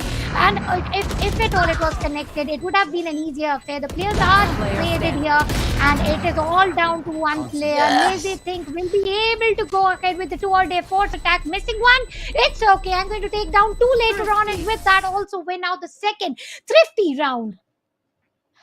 I think this round was a beautiful example of how Valorant is different from other plain shooter games, because it was a thrifty round for them. You did only see a Spectre, I think, in the hands of one of the players, but they committed 3 ultimates, and with that they won the round. Orangi had a Blade Storm, Lazy Think had a Tour de Force, and Cat Auntie with that lovely Hunter's Fury taking down the Planter Sage, giving a lot of damage to one more player. Sway was left on 25 HP after that Hunter's Fury hit her, and that's the thing, because both the teams lost their Sage early. Even though these players didn't have enough HP, the trades coming in from these ladies on WD were perfect. That retake, really phenomenal. Cat Auntie gets one goes down, but both the chamber tour de force skills are there coming in. But it's going to be Casper right now who does have a tour de force instead. Sway as well, trying to play aggressively here as she makes the way onto this box, but she's going to be tagged, and it's going to be a giveaway, the information that she does have that Marshall to play with. So let's see if she can get any kills with it, because the side of WB don't seem to be biting. Who is going to bite the dust shall be the question here. They are biting the nails for sure. They are sticking to site A here, and the mid will still be into the control of Sway. With that Marshall, she has always been very disturbing for the opponents, is able to get that first frag. The opening frag matters a lot. That is a confidence booster, and Lazy has got some different plans to work with. She's still holding on to site B. On the course, Mythica has already made a move, and good angle by Rose, and which is not going to last any longer. They do have recon ball to work out with, and what a beautiful sheriff untap by Mija here. Sway will be able to get the second, reducing only 2 players alive, taking a retake with 2 versus 4. It will be next to impossible with that operator as well. I think that Orangi realized that Sway is still a threat here towards the mid, and somebody might be looking to get a gun here. So it's going to be Lazy Thing pushing her way forward to try and take Sway down, clearing out kitchen. Orangi, she's going to be caught off guard. It's going to be too late from Lazy Thing. Does get 1, but it's still going to be a 1v3 right now. Will she be trying to get a clutch, or will she going to try and save the operator is the question here. Shock Dart's coming through. Position is known. They know she has to come through CT, and the clock is ticking as well. Not much time left. It's going to be the recon as well, which will catch her off guard. And as she tries to break it, Mija will peek through, and that's going to be a thrifty coming in again. This time though for the side of OG. I love how these girls are playing the game here. Not really, worrying about. They're just so confidently taking these fights with the ultimates they have, and that is phenomenal. Especially Sway, she was the hero of this round with that 3k. She got 2 kills with just that Marshall. We've talked about how deadly she can be before, and after Fianward gave that first kill, the round just sort of fell apart for WB. Well played by OG there. A good round, and it is the race of thrifties here. Though this round is not going to be a thrifty, sure. They all have weapons to work out with, except for Cat Auntie, only the only player with the half shield, and they are going for the mid recon to get the information. I don't know what information Sway has. Just trying to wall bang through the boxes, trying to reach out to angle, and nobody there. So yeah, the plans are changed. They are going to proceed on side B. Little do they know it is going to be 4v3 affair at this point of time. There's one player on the mid. Recon Bolt is going to give a little bit of information, but still not sufficient enough to go W play. But the trade wall is sufficient enough to go ahead. Hunter's Fury once again coming to the action, but this time no casualties spotted. It is going to be Mija who gets the trade and will take down Cat Auntie here. 4v4 right now. She does have that resurrection, but nowhere to safely use it, because if she tries to get sway up, it's going to be an easy kill for the side of the defense here. A lot of utility being spammed in succession, but the double peek is going to be too strong as Casper and the Sage both are giving a lovely peek here. It's going to be Orangutan though who takes on Japeeps, and Fianwell, she's just going to be sticking it, and Mythica will take her down though with that Viper Spit. Half the spike has been diffused though, and it's just going to come down to Rose who has to try and stick it, and she is gonna get the diffuse for free with that Viper poison off coming through, and will be able to save her gun as well. For a second it looked like it wasn't happening, but you know, pros don't fake, and both Fianwell and Rose, they've proved that they're really pros here, because they didn't fake maybe, and that's gonna be the round for them. A good round indeed, and the least expected one. We were not expecting that happening. A perfect timing for the Cloud, and sticking to it. Rose did not stop even for a single second, and on the other hand, team support was right on time. Various shots were given, various casualties were happening, but Rose had her own plans, sticking to the spike, continue to defuse, and that is how they are on the lead on the defender's side. The total of 5 for them. 2 points of lead is going to matter too much. Though it just feels like it is 2 and Uran to kind of overextend. I don't know what for. Well, what for answer is right here. 4-2 fix. Spike is down. It is 4v3 for a while. Did I mention? As soon as I say that, it is going to be a resurrection. Mythica will exactly take the revenge, and Mythica is going to make sure that they taste the medicine which they were having right now. It is going to be a 3 versus 3 right now. Mythica with the spike. They are casually, precisely moving towards side B now. Yep, they will have the site for free as well, because it's going to be just one player on the kitchen here. I think that Japeeps is close to a Hunter's Fury, so she will be trying to get the spike down. And it's going to be Sway though who's playing really aggressively here. The timing here is going to be really tight, because they might not expect Sway to be here aggressively, but the position will be known right now. It's not going to be enough though, as she will take down Daisy Think as well. Mythica, the hero for a round, as she catches both players taking towards her. Rose left in a 1v2 right now. Mythica is so low here, so even if she gets one bullet, that's going to be Mythica going down, and if she gets that kill, that's going to be the Viper Spit coming through as well. In the meantime, Shock Dart's coming through, and she is going to be tapping the spike here. Mythica, for dropping that snake bite, she's going to expect the position here, but she's going to get Japeeps here off guard, but Japeeps, she will still hit the headshot, and OG will save this round and make it work from the ashes. It looks really bad, but Mythica and Sway, 2 kills each, are going to make it work for OG and bring them closer to an equalizer.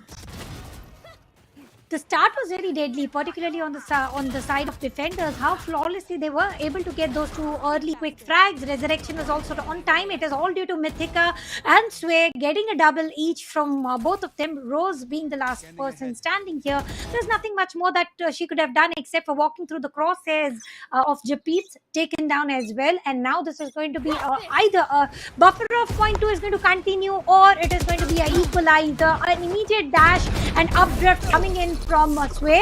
Mythica on the course will take down Orangutan. Lazy Think with the Hunter has proven himself deadly various times, but Mythica and Rose, this is the duel that I always wanted to witness, and I'm happy to see that coming over and over again. Kill my allies. It is going to be the advantage with Mythica with that Phantom, but nevertheless, a good shot from her, taking down Rostar.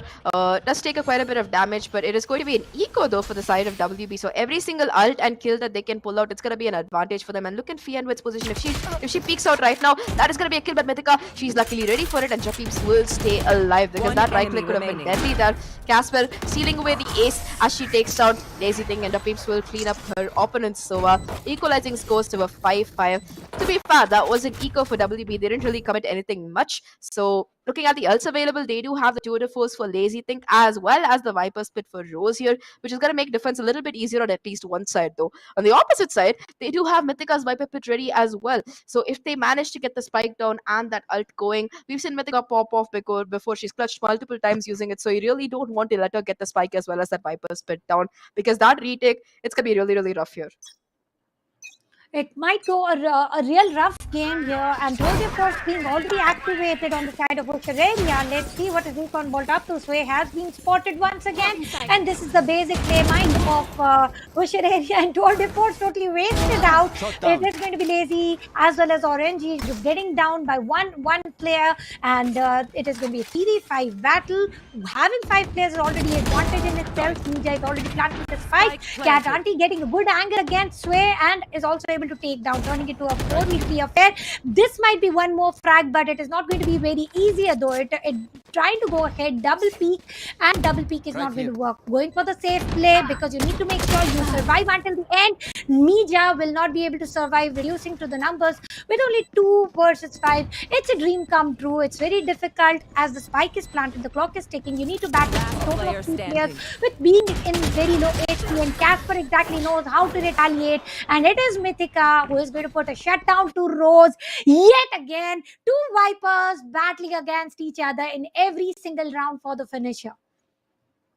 You'll see a little smile on Sway's face there, because it's going to be the side of OG finally taking the lead again in this attacker half. They want to get as many rounds as possible, and it's definitely being proven possible here after that play from her as she gets that first pick onto Lazy Thing. That's going to be no tour de force here anymore, and it's going to be a little bit rough because 2 players are only going to be having light armor, and Rose, she only has a Spectre as well. In these kind of long range fights, it's going to be very, very hard for her to perform. In the meantime though, Sway, she does have that Blade Storm. Casper does have her ult as well. So anybody with an operator or any kind of marshal picking these angles is going to be going down. But luckily for the side of WB, they may realize that, and they are going to be waiting here. A side again, the push coming through really aggressively, and there's nobody playing on site here. You know that Rose might be in that corner, and it's going to be them having to clear that out, but they do manage to do that successfully, and Mythica will get a Viper Spit down as well. Fianward barely escaping with her life as she manages to try to get a shot on the Sway there. Sway did not go into the Viper Spit immediately with the Blade Storm being ready. They try to go jump ahead, and Hunter's Fury by Cat Auntie is totally wasted, though it is last round. But Casper is not going to waste any bullets here, taking down Orangutan. Rose going ahead, spitting some venom on the spike, and there you go, Lazy Thing taking down Mythica. But I don't think this is going to make any changes towards the victory. Casper is also down by Casper is taking down Rose with the tour de force, and now it's going to be Mija who is also down as well. Last player standing. How long will they be stand? And the answer comes, they will not allow standing the last man. Furthermore, with 2 points of lead on the attacker's side, and we very well know how Wuchereria is on the attacker's side. What are your presumptions here? I think that if they pull the same kind of stuff they pulled on Fracture, and OG hasn't learned from it, it will be going in their favor. But we'll have to wait and see, because this is going to be OG's pick, so they definitely are better prepared for it than they were for Fracture.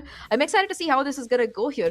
This especially the skill from Lazy Thing, it looked really close there because that was the kill coming in. But unfortunately, I think the Sage Wall, it could have been a little bit closer, because if it had, that would have meant that Casper couldn't have gotten that shot. And I feel really bad for Lazy Thing, because that last peek she took, she peeked into 2 ops, both Casper's tour de force as well as Sway's operator. It's hard enough when you're trying to headshot one person, but when you have to deal with 2 of them, it's going to make things really, really annoying here. Meanwhile, though, it's going to be a straight push coming onto the B side as the Viper Wall will go down. Cat Auntie will use a util here to clear out these angles. And Mythica, she's just going to be waiting here, ready for the lineups, playing, the long-term game as she waits for the spike to go down. But it's not going to be enough. The little bit of damage will be done, and the spike is going to be planted that easy. 5v5 incoming right now. A quick plant though, no casualties, no exchange of damages, and the Venom Spit that was used, I think Snakebite also did not do much of wonder. The player healed herself quite too quick, and the wall is going ahead, and Sway said to do exactly what they struggled in one of the matches, but the players now finally start to get traded off, and it is Rose who's able to get one more frag. Japit trying to go ahead, defuse a spike. Is it going to be so easy to defuse? 2, turning it to a last player standing, which is going to be Enemy remaining. getting a right click finisher, but there stands no chance to go ahead, defuse, and the finisher will come from Fian. A good one though, and on the attacker's side, a easier entry, a easier plan, and 5v5 retake taken quite too casually by OG. They need to do something pre-handed, because on Fracture they commit some mistakes, the exact same mistakes by going ahead with the attempt of retake and having a big L. This time they need to make sure there is a player every single time on either of the sides to avoid a easier plant. Oh, definitely. And that was just so free. Like, you saw the difference when Lazy Think was playing that B side. Every round, she was playing aggressively with that headhunter or with whatever gun she had. She was doing a lot of damage there. And I think that OG, they have learned from the mistake. It's going to be 1, 2, 3, 4 players playing here. And they are going to be trying to do as much damage as possible. They're going to be pushed back, though, because that SOA drone, they still don't manage to break it. I see like 3 people playing at it, but it's not going to be good enough. But towards his yellow, it's going to be so many players here. And it's going to be Orandi and Lazy Think keeping them up. Rose as well, getting in on the action. Mythica goes down, just the Sova left, all down to 4 Juppeeps, left a 1v4 right now, stuck with just a classic in hand, and Fian Wed will take her down. An almost flawless round for WB, barely 30 seconds, and it's easy peasy for them. Easy peasy lemon squeezy, and Team OG getting squeezed badly here. Let's see what are their retakes here. Maybe this was a save round for sure. This time they're going to have all of the weapons, and Orangutan have proven themselves that with weapons they are a different version of themselves. So this is going to be one of the rounds where we can expect that the score lines, though equalized for now, are going to get disrupted, are going to get changed, and let's see who is going to go into the lead with after the equalizer. Only Classic spotted on the top fragger of the team Wuchereria. Sway giving some footworks to just make sure that we are holding on to here. But the players going 5 stack once again on site A, and this time site A does have a total of 3 players. Not going to be an easier entry, sure. And Drone is going to be in the positioning of Sway, some snake fight. A lot of utilities being spammed here. Nothing is going to deliver so many damages. Nothing is going to deliver any casualties. Indeed, the player will be healed as well. A little bit of damage that was exchanged. Cat Auntie, though, her shock dots are on point here. It's gonna, even though Sway was healed, she's gonna be brought right back down to about 60 HP here. I think that the side of the defenders, they are trying to rotate here. Mythica still on that B side, but the B side is pretty empty right now comparatively. Casper as well, looking under tube, she will catch at least one player, and that's going to be the possible rotate coming in. I think that OG have an idea of it being the case, though. Look at the Spike's position, it's still on A, and the players are falling back here. A side, it's going to be just Sway trying to hold down the fort as the fake has come through. She's going to be falling back as well, makes the updraft sound, but there is still a Sage here. Mija is still here on this side, and they have made their way though, and the Spike will be going down. Fian Wed starting things off, gets the first kill, gets a wallbang headshot, but it's gonna be Rose who manages to farm the orb and get the Viper's pit in place. 4v5 retake right now. Bonus round not looking very good for the side of OG here. Mythica having a good angle, though Orange has got different plans, can be taking here 2 to 3 frags, but will Casper allow? It's going to be a question. Crosshairs, will we exchange? The footworks are functioning well, and this shall be system. But what to do? The crosshair next time. Hey, only 1 frag each. The frags are getting exchanged. 2 versus 3. Viper Pit is still having the activity. It is not going to be an easier version any furthermore. Working right on time with only Rose. Clock ticking. No time to diffuse. All they would want to do is just take some frags and Mythica versus Rose. Once again will open, and so will the Spike. The lead going into the team of Wuchereria. Wuchereria popping off here. That fake was so beautiful, you know, from Cat Auntie, as well as the chamber going towards B, making sound with the Viper wall, all that stuff baited them. You could just Sway like making like calculations. She used the IGL, I believe. So Sway was like, you know, it's only 30 seconds left. They have the Viper wall on the B side. They're going to be going down. But she did not account for the fact that Rose was so close to her ult. And once Rose got the spike down, that was GG, because even if she died, she is going to be going down with the ship and the spike, and that's going to be the lead going to the side side of Wuchereria. And things look very scary for OG here because that is going to be an eco coming in for them. The wall coming through as well on mid will be spotted, but she will be staying safe here. They are going mid to B here. They do have the weapon advantage as well. They're going to be looking to get the spike down as soon as possible. These really aggressive plays this round are possibly working out for them. There is a buy coming in from Casper though. She does have that hero phantom to work with, and it might be the differentiator if possible for the side of OG here. Teleport's ready. Where with the Marshall? Where is she hiding? My eyes are still going to stick to her, and as soon as I say about it, it is going to be Casper trying to attack, and on the course, Lazy Think has taken down Mythica, so we are not going to witness slow versus Mythica here, and right on time. Slow trap has also functioned right well, but Orangi will take down Sway. With that, a quick plant, a quick elimination, and Nija and Casper will get one frag each. With that, no matter what, are they going to get any opportunity to defuse will be my question. Here 2 versus 3, the spike is ticking, and will it be once again the ship drowning? No, the players will try to save their weaponaries, and that is exactly what you have to do. Save your weapons for as long as possible. Casper will be the last man standing for the team, saving that hero phantom for herself into the future round. I mean, when you buy that kind of phantom, you know you're going to be the only person who has the potential to make a play. And Casper, she just wasn't making it. Like, sure, she spots Rose, does a lot of damage, but she is going to just try and stay alive after that. She takes out Lazy Think, which is good for her team, but it's not enough to win the round, and that's going to be 2 rounds going in the favor of Wuchereria here. I think that the side of OG will have to try and take a timeout pretty soon because it's going to be momentum coming in. They've already lost 4 rounds in a row, and if they let this go further, it's going to be yet another eco, yet another massive advantage coming in, and that's going to make things very rough for them. Again, you see the drone coming in from Cat Auntie. You see Casper trying to stay alive here at the drone is going to be spotting her out, and Lazy Think will take her down even before she's being tagged. So you can see another player running back here. Mythica trying to stay alive, struggling, and she will be popping the Viper's ult to try and hold on to the side here. Again, look at the quick rotation from these players coming through. The A side is going to be empty, just 1 Sage left on it, and Mythica, she's going to take down Rose yet again. That's going to be a Viper. But look at Lazy Think's position here, trying to peek into Sway's operator, and she's going to be falling off the angle though, so it's going to be fine. Mythica again pushing away aggressively through the Vipers here. She might be able to make a difference, and it's going to be the TP away. They are going to be rotating, and it's going to come down to the Sage Mija to catch this. She will be hearing the footsteps, and she will be going towards the A site here. However, the spike is another fake coming in, and it's back towards B here. Back towards me, and Jappy's getting a pick, not for so long. Resurrection will also come towards the action again, going ahead with a 4v4. But my question is, do they have enough time to go ahead and plant the spike? Viper's Pit is also created. Lazy Think is entering the Viper's Pit to get some vision whatsoever. No vision, no clarity in the vision though, and Lazy Think. As soon as I say that, Mythica is down immediately. And talking about the current positioning, 10 seconds and a dream to plant the spike. Will Fiend be successful to plant the spike? Indeed, yes, is the answer. In such a low timer, the spike is planted. 4 versus 3.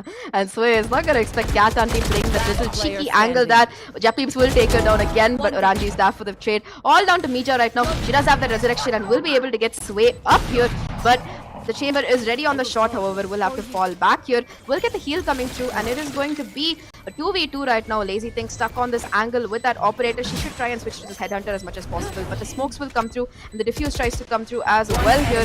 The shot hitting from Sway, diffuse coming through, but it's going to be a 1v1 and 1v2, and Lazy Think will clean things up with a 4k. That round, ladies and gentlemen, is going to bring WB to double digits, and again, off the back of a 4k from Lazy Think. What a god this player is, because the team itself, they're just messing with the minds of OG here. They don't know whether they're going A or B. And Mythica, she was just confused. There's only 30 seconds left. Do I rotate right now? Do I watch mid? Do I watch B? It was just open season that. And for Mythica, she was going to be caught off guard. And that was going to be the round for the side of Wuchereria Bancrofti. Yes, I will say the name because they deserve it. Wuchereria doing very, very well. And talking about Cat Auntie, as you said, Sway was least expecting the player standing there. Sway with the Blade Storm could have done a little extra damage there. But talking about the current score lineup, 10-7. And let's see if they are, if Team Wuchereria is going to go ahead, continue the same momentum, or are they going to be stopped? One player lost already, and we can clearly see Tour de Force being activated here. Much needed one, and Fiend gets a free Phantom, and that is going to work a lot. I don't know what for. Wuchereria did have weapons to work out with, if I'm not mistaken. Still, they are looking for the weaponries from the ground. I don't know what is causing them to. But talking about Sway here, can go ahead, get a pick. Two players walking right through the crosshair of the blade storm, not getting a single. Now, this was a sad miss. Once again, the spike will be planted in no time. Casper will be blocked. No vision whatsoever. But Sway did miss for a second. Not furthermore, Lazy Think will be down. Bros trying to take down Casper, immediately traded. 3 versus 4. Spike is planted.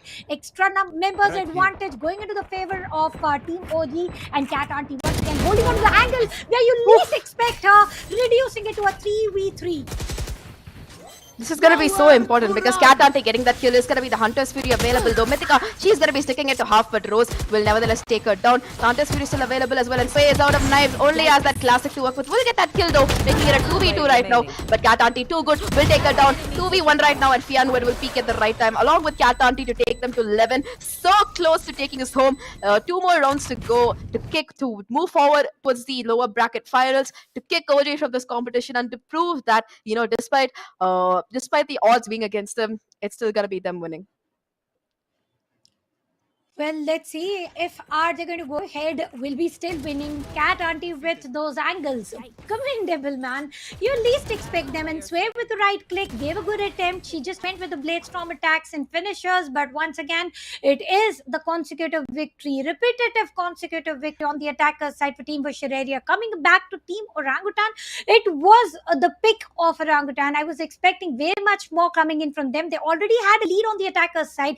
They initiated on the defender's side with the score line being 5-7, 7 for Orangutan, of course.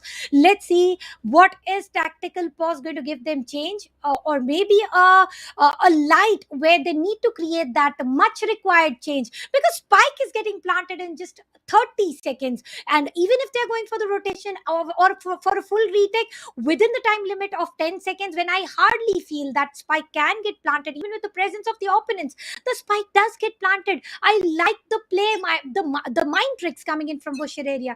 That is the last thing you expect with the last 10 seconds remaining.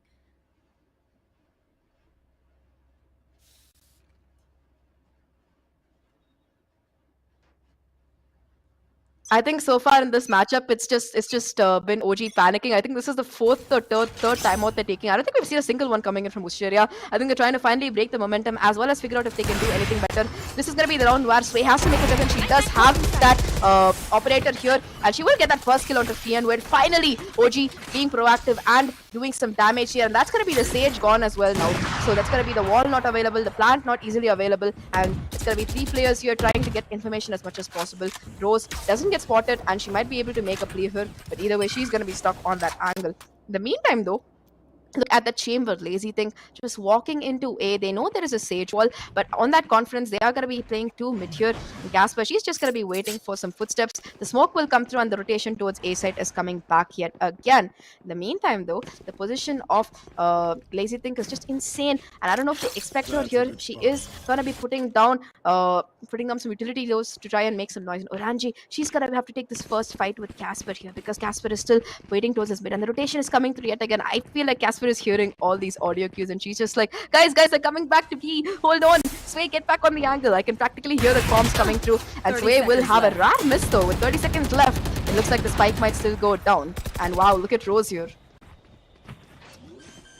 Very low in HP, still Orangi will stick to planting the spike and successfully will be able to plant the spike, immediately losing the dash, saving herself because she is very low on HP. Sway again going ahead with the operator peak. Will she be able to take down a single frag? It is much needed. One Cat Aunties. Cheeky holding is not going to work against Mythica this time. Mythica will go ahead, get the frag. The spike is already getting diffused. Lazy Thing going ahead, and Ninja will stick to the diffusal, and they are finally going to win the round on the defender's side, only losing 1 player. I think the pause was much necessary. The change of plans were much more than necessary, because this is the last room of opportunity for Team Wuchereria. It's just 2 steps away. But if they go ahead and give an easy victory, I don't think that is what Team Orangutan is all about. They are going to give tough time.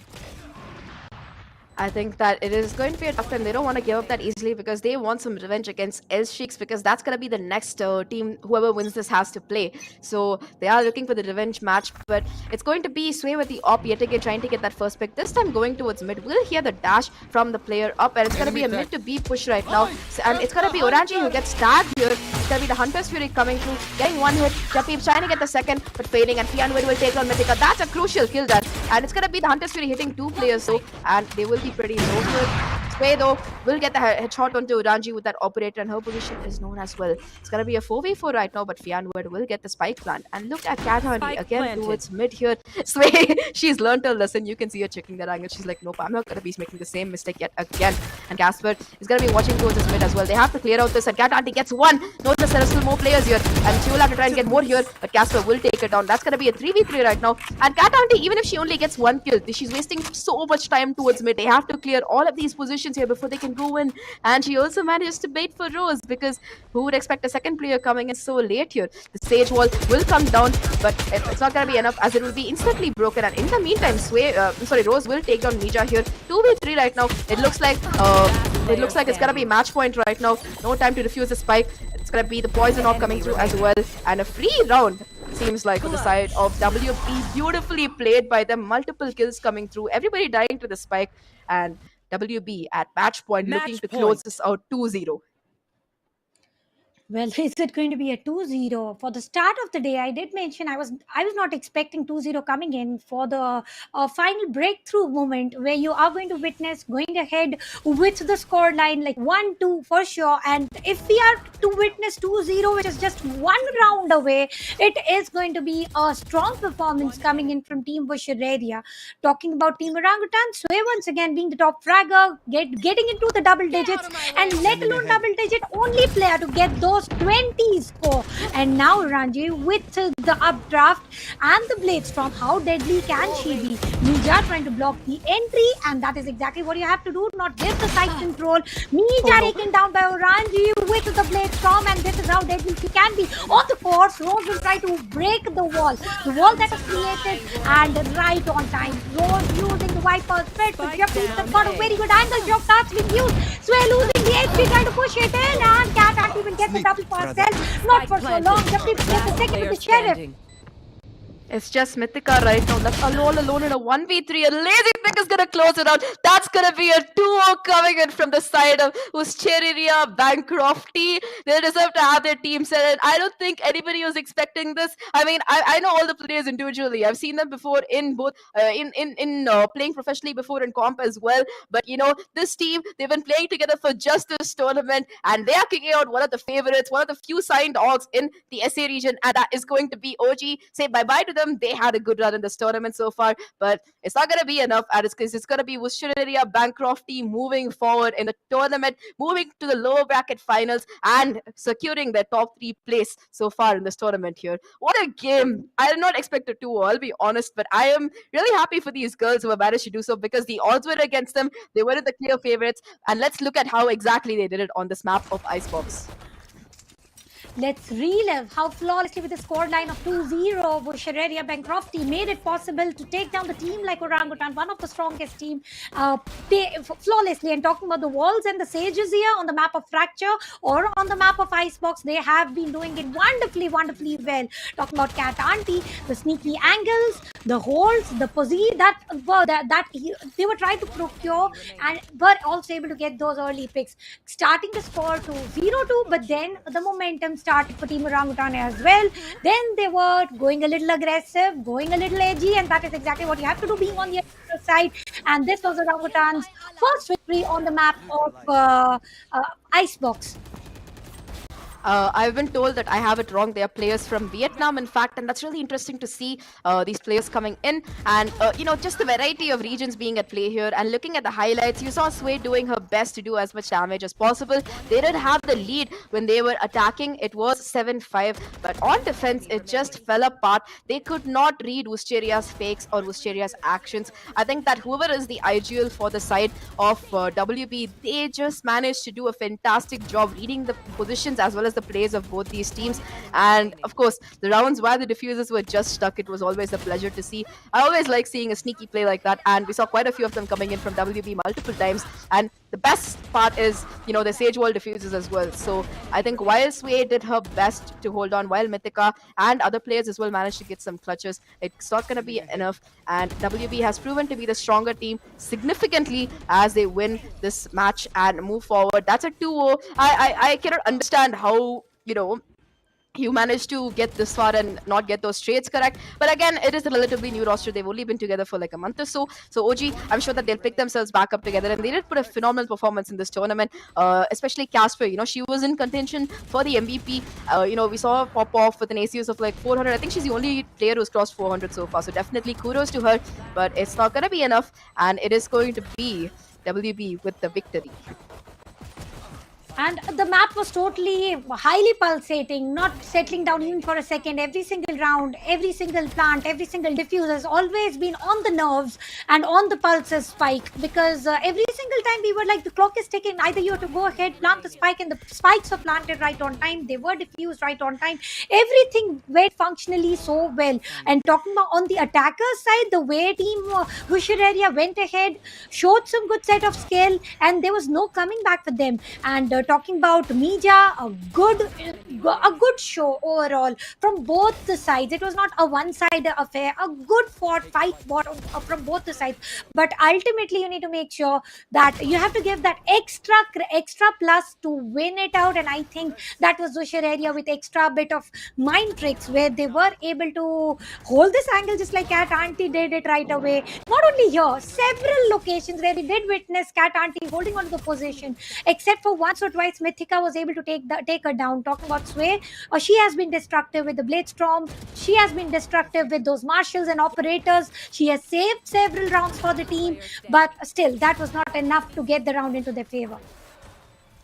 I think that Sway, I think she is the MVP for her team for sure, because we saw her win those rounds when it was a thrifty with just 2 kills off the Marshal. You can see her right now on the Frenzy. You saw her getting those first bloods with the Operator, but it's just not enough when you're the only player who seems to be fragging out here, and the trades are coming through perfectly as well. So really, the side of WB deserves like a huge commendation here, because it wasn't just her happening. And look at this headshot from Orange. Even if she woke up late, she definitely did wake up. And look at this double kill from Cat Auntie. I think that for me, for the side of WB, Cat Auntie is my favorite player, because she was insane with that Sage on the map of Fracture, especially considering that you don't really see Sage on Fracture. And she was just as insane with Sova, multiple times of Hunter's Fury, derailing the plant, doing a lot of damage, taking down players. And again, you have to talk about the 50 round they won. Sure, you did have the Tour de Force doing some damage, as well as the Blade Storm, but it is going to be Cat Auntie's Hunter Fury who did precipitate that win coming in. Just the utility usage from the side of WB is so beautiful here. It's like, they know that Valorant is more than just a gun game. They know that they have to use utility in such a way to take it home.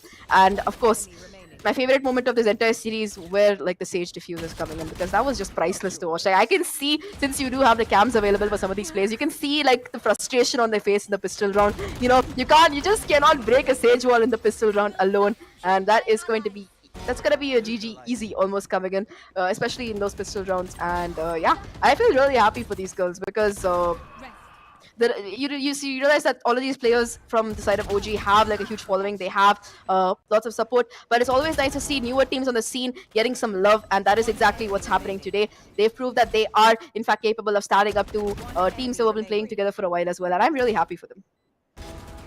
I'm absolutely also happy as well as stunned to see new teams having such a strong synergy about being right on time every single time. Rose taking to the sneaky ninja diffuse was also commendable, was also amazing. This was the last thing that you expect with two opponents and one of your teammates. There is fight between the 3 players going on, and you go ahead and diffuse the fight with all the courage. And I think Rose had it in herself as a Viper, and she showed a very good spot of herself, and she is one of the Viper to watch out for into the future maps as well. Talking about Wuchereria in person, they have showed they have made my wish come true of showing the map of Fracture. But viewers, here are the scoreboard. Looking at the scoreboard, it is going to be 13-7 on Fracture, 13-8 on Icebox. And like I mentioned, a 2-0 coming in. The MVP for this match is going to be Lazy Think here with an ACS of 258, 20 kills coming in from her. Everybody, in fact, in this match does have a positive KDA. Everybody doing the best for their team to try and get some damage in. But nevertheless, it is going to be WD proving that they are the better team here. Looking at the rest of the map as well, you can see even though the ACS might not be as high or the KDA might not be as high, the impact that these players have is unquestionable. We saw Rose on that bonus with that Spectre doing wonders. We saw Fianwed with her insane walls, a perfect resist. It seemed like she picked up a few lessons from Cat Auntie from the map of Fracture because she was impeccable here. Really, really doing a good job. Ranji as well on that jet. Whether she gets that first frag or not, she's always creating space, always trying to get a pick for a team. And of course, Cat Auntie, flawless Sova util usage. And it is going to be, like I mentioned in the beginning, it's going to be the team who uses their abilities together and hits their shots better to take it to a win. And that is definitely going to be WB today. And it was a perfect set of play. No matter what, talking about MVPs in particular, Sway has been a better MVP in terms of ACS, average combat score, comparing to the opponent's team. She has been a better fragger, she has been a better scorer, but ultimately that is not going to work. That is not how 5 versus 5 work. That is not how Valorant works. No matter how good match MVP you turn yourself into, it is always about team support, it is always about team frags. But I personally still feel, if at all Casper was a duelist, the things would have been different. If they would have gone for the double duelist lineup, the things would have definitely been different. But anyway, for the day, it is enough. Wuchereria taking away, moving ahead towards the next phase and winning the score with 2-0, 2-0. Now that is not what we expect as the competition progresses. I mean, the thing is that, especially when you're looking at teams of this caliber, you do expect to see very close games. We saw that yesterday. We saw that overtime coming in. All of the maps were very, very, very close, and that's what you think as well. Especially when you have two such strong teams coming in. But I think that after that fracture loss, it was just really, really hard for the side of OG to get the mental back. They took a lot of timeouts, but I think especially at Icebox, the timeout they took was just a little bit too late. If they had managed it a little bit earlier, maybe their coach could have stepped in, told them what they were doing wrong. Because right after that timeout, they did finally manage to win a round. So if they had taken that pause a little bit earlier, it might have helped them figure out tactics better. But honestly, I don't know who is the IGL for WB, but I want an autograph because that person is just brilliant with their calls. The confusion, like honestly, I was looking at the minimap trying to figure out, are they going A or are they going B? I only figured out looking at the spike because otherwise I was just confused because every round you have 2 or 3 players towards either side and one person towards mid as well. So when you're having plays coming in like that, I can't blame OG for being confused because I was confused as well. If I didn't have the minimap ready for me, I would have been super confused.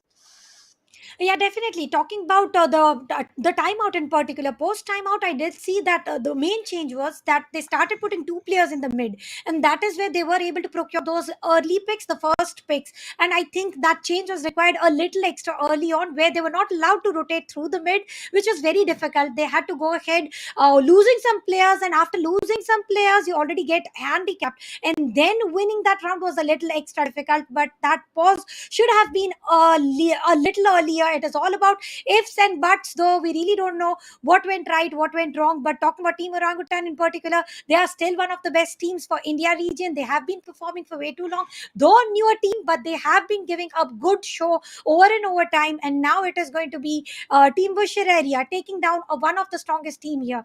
Let's see how are they going to perform into the next stages for this tournament, because it is WD Black Cup Season 3. It is Luna Cup to be precise. I myself start Tanya, and alongside me it is Zach. If you have any final words, please go ahead. I mean, definitely this tournament has been a pleasure to watch because there have been so many new teams coming. And I think we are in our top 3 right now. We have Asteria, L-Streaks, as well as WB right now in the final 3. So stay tuned. We have 2 more days of exciting matches for you. Like Tanya mentioned, this is WD Black Cup Season 3 powered by AMD, esports partner Skyesports. And we will be signing off for the day and seeing you again tomorrow for the lower bracket for the lower bracket finals.